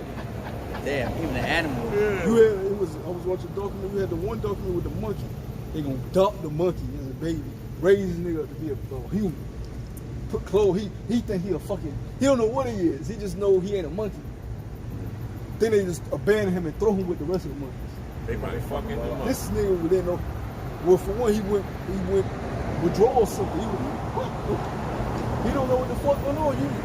You had him as a baby with a beard bone, teaching him his ABCs, dressing him. Then you just throw him with wild monkeys. They beat the hell out that motherfucker. Had him on a chain. They treat him like a light skinned nigga. Yeah. You know what I'm saying? Nah, real spill. Through. That's why the scripture say whole creation groaneth from them. You know, whales be killing our ass. In these zoos y'all be putting in these water parks. Oh man. We always Watch talk about the blackfish. one. You know what I'm saying? Yeah, I like he that. went around that joke. She said, "You didn't wave at the fans." You know the routine. He supposed to put his fin up and wave at the. She said, "I knew something was wrong. He didn't put his fin up and wave at the flag." And he came back another time. Hey, the second time he came around, they walked out the water. Later, because she had the fishes waiting for him at the end. I think the walker. Yeah. Killer whale? Because the fin is the end of the show. Yeah, it was a good show. So they that smart. He did the whole routine, the whole show. Yeah, water and all that shit. The end of the show, he didn't put his fin up. Came back or whatever. She had the fish with him. He jumped out of the water. What? But I tell you, man, there ain't nothing though that happened. A documentary about his eating, but I forgot his name, man. About the bear that ate him alive, man, and his girl, man. But why did the world do that though? Because the slavery that they put him in, they had him in these small cages. He got depressed. They were mistreated. You know, they be beating these animals into submission, man. A lot of these circus animals, elephants. You can't get these elephants and these lions to behave without mistreatment. I think they shot them too. You gotta have them chained up and do all type of crazy shit to them the way they scared of them. You know. I mean, they starve them too, you know. You don't give a killer whale a little treat, you know, like a little fucking goldfish. You know, and like I said, those motherfuckers had the audacity to put them in with the other whales that didn't communicate with them. I say certain articles don't go with the same tribe, so they got different tribes in there. Yeah. So that's what happened. They say they was whipping his ass for you ain't whipping his grass and all that shit. So they shipped him to another part, and he just went on a killing run for it. Every part they would send him dead ass. Every part they would say he would kill you. Bah, bitch.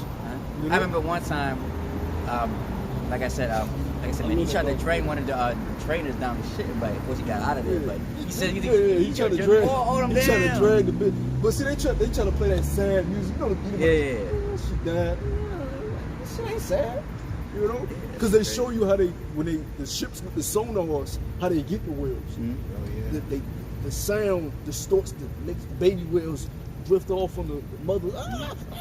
Because they can't react. They just thrown off by the radars. Mm-hmm. Sonar. And then the sonars, and they throw a net out, catch the babies. But see, whales have a very great memory, so they remember all that shit. So when you put them in the first opportunity they get, they trying to kill y'all ass. You know? Yeah, they smart. They know how to do it when the time is right. You ever seen them dolphins and shit? Yeah, they smart as hell, man. Very intelligent. That's why they got their forehead stick up like that, man. Elephants. They don't forget. They have. You ever heard the saying, "I got a memory of an elephant"? They never forget. See, but all animals. Crows have a very great memory too. Oh yeah, they can remember up to at least about 2 years. Like Remember you, every individual person in the camp. Really? Yeah. I didn't know that. Wow. Yeah. Yeah, all animals remember who treated them like shit. Yeah. So don't be surprised. animals ain't stupid, man. Like I said, animals got feelings and memory just like we do. That don't mean you marry them, bro. You gotta either might marry the lamb and shit. Nigga about to dress on the lamb. You know what I'm saying? Esau take it way too far. He start fucking them and you going off, man. That's why I stopped eating meat. Dr. Doolittle, you know what I'm saying? Yeah. Weird shit. Nigga in that crib speaking with bro. You know? Now in the kingdom, we're gonna be able to communicate, but it's gonna be in the righteous order. Ain't gonna be this weird shit like Esau. Let me rephrase that. I'm refraining from eating a lot.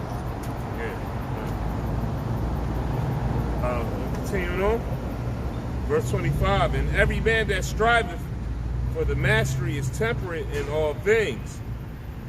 Now they do it to obtain a corruptible crown, but we an incorruptible. You see, so these niggas, these sports stars, these entertainers getting these rewards, that's a corruptible crown, man. We're not gonna be talking about the NBA championship in the kingdom, man. Nope. That shit is whack. Over with. All this shit is through. We ain't gonna be talking about none of this music that we listen to on the set. This is just getting bad. We trapped here, so we forced to see it and listen to it. Because it's all around us. We have no choice. You know, unless you just completely go off the grid, you gotta listen to this shit. But you can dictate what goes through your ears. Some of that shit leave you be, you know. But Jake loved music. Esau knows that, so he weaponized it. Esau weaponized whatever Jake liked. Mm-hmm. He knows we vibe off music. He knows we like competition, so he weaponized all this shit that we like. And it kills us, man. You know? All that for what? A paper dollar. Yeah. I remember when somebody used to say money don't grow on trees, but evidently they were wrong because they do grow on trees. Yeah, this paper shit, dude. Yeah. It's so much, like I said, if you find the right person, you can actually counterfeit the money. Well, they show you that in that movie, Catch Me If You Can, with Leonardo DiCaprio. He was writing them fake checks. Making them too. Making them, yeah. He had at the end, he had the whole machine. He had lost his fucking mind. That shows you the greedy Esau. He just bugged out in a dirty ass tank top. Making a whole bunch of because the nigga was living off that shit, off the fake ass checks. And when he caught him, the dude that was playing the detective was Tom Hanks. He caught him, he was even like, God damn, this nigga has really ghost. Like, you ain't gonna be. And he tried to grab some chicks and run off. He had lost. You can't leave. Come on. Yeah, God. That's a good ass movie too. That's a true story too. Oh yeah. So that's Esau. That's the shit he do. He's greedy. He's a greedy motherfucker. Common sense would have told you, let me chill out. I got away with this shit. God. Let me chill now. Yeah. Now this nigga playing the pilot. Got women. James. Yeah, You know what I'm Bernie saying? Madoff and all. Buying for this, buying for that. Yeah, God. Bernie Madoff and all. They think they just can't. They don't know when to say no. Yeah. You know what I mean? They just take it to the. What's the other movie with Leonardo DiCaprio? They said, hey, chill, you gotta go, you gotta leave. And when he was signed to leave, what's the movie? He said, I'm not going, I'm not leaving. Fuck that. You don't remember he had, Wolf on Wall Street. Like, they told him, yo, we ain't gonna lock you up, just go about your business. And he just, agreed, you know? And he had to do some time. That dude, that's a real story. I'm not leaving. Fuck that. He's stupid. He's stupid. He is had. Hey, as you said, what? He is ass hell, and that is that. That's that. But that's like your brother said. That's easy. He just has to engulf everything. Yep. That's why what the earth is fucked up how the way it is, man. Right. Right. Hey, what? These other nations have drunk on the wine. That's what for what? The nations are mad, man. Right. Wherever you go, you fuck up shit. Like I always bring up all the time, that damn cartoon we see that's in the group chat where Esau just tear up the whole world to nothing left. But then at the end of the cartoon, what happens? The Martians come down to zap his ass. But we know what that is, you know what I mean? It's true, man. You got another scripture? Yeah. I still got a famine of the word. Yeah. You got something before that? You got something? I Because I want to end on that. No, you can go ahead. Everybody. All right. This is Amos 8 and 11. It says, Behold, the days come, said the Lord Yahweh Bashem Yahushua, that I will send a famine in the land, not a famine of bread, nor a thirst for water, but of hearing the words of the Lord Yahweh Bashem Yahushua. And they shall wander from sea to sea, and from the north even to the east. They shall run to and fro to seek the word of the Lord. That's the wandering in that wilderness. Finding no way. Trying to get that oil. They ain't gonna be able to find it, man. It's gonna be gold. Go ahead. And shall not find it. Can't cheat off the test, man. This test you can't cheat off of. Because it's a pop quiz. This is just spring. When you was in class, your ass ain't studied. Pop quiz, nigga. You like, oh shit. Shit. You look at your man and you study. Yeah, because it's different when the teacher be like, we got a test on Friday. Yeah.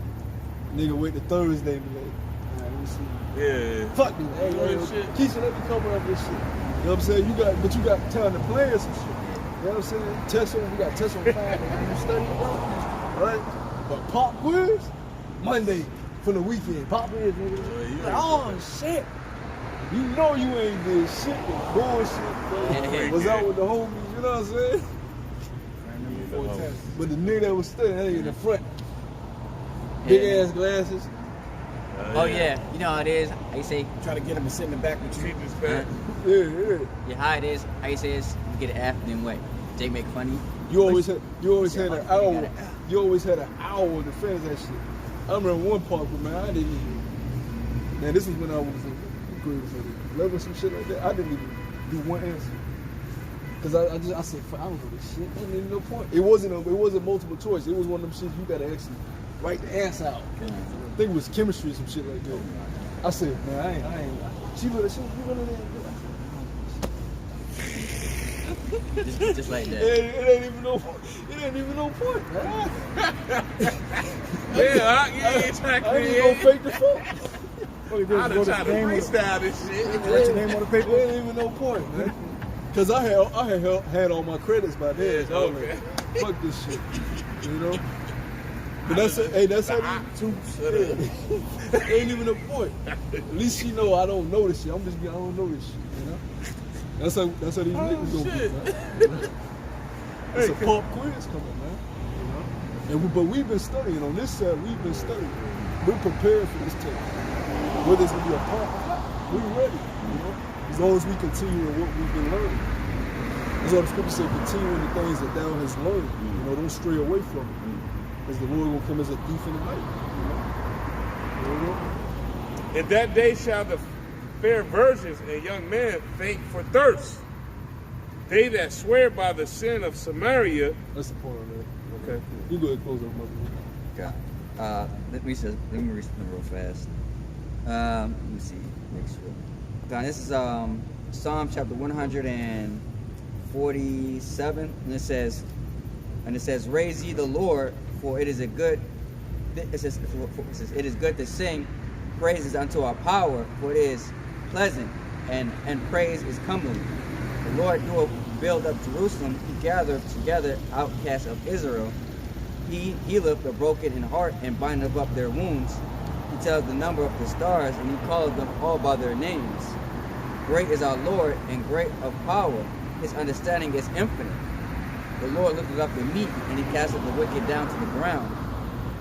Sing unto the Lord with thanksgiving, and sing praises upon the harp unto our power, who cover up the heaven with clouds, and who prepareth the rain for the earth, and who maketh grass grow upon the mountains. He giveth the beasts his food, and to the young ravens with pride. He delighteth not in the strength of the horse, he taketh not pleasure in the legs of a man. The Lord taketh pleasure in them that fear him, and in those that hope in his mercy. So, hey, to go to show you, man, like I said, everything comes from the Heavenly Father, man. Like I said, so, so an example like that, like I said, so, when the time of famine comes, like I said, what? We're going to be comfortable, because what? The Lord can, give us food, raiment, and shelter. Like I said, it's not for the Lord, like I said, to give those things, man. You know, but it says what? To those that fear him, man. You know, but what? These people don't have fear of the Lord, man. You know, they have fear, like I said, in the oppressor group, which is Esau, man. You know, which is what? The Isaiah 30, it says what? Don't, trust in what? Don't trust in Egypt, man. You know, for what? The prison shall be broken, man. He said Egypt shall be thy shame. Yeah, Egypt shall be thy shame, man. So, you know, like I said, a quick example of that. So, of course, you know, that was it. Hopefully, brother was edified. Another beautiful lesson, of course. You know, of course, we give all praises and glory and honor due to Yahweh, by Hashem, Yahushua, by Hashem, Yahushua. I'm going to say double honor to the elders of Great Millstone, Ruler, for teaching that this truth. And of course, we say peace and blessings to you Akim out there. Peace and salutations to you Akim out there that's pushing the truth throughout the focus of the earth. With that, we're going to say Shalom. Shalom. From Mashallah. From Yashallah. Wafla Babal. Shalom. Shalom.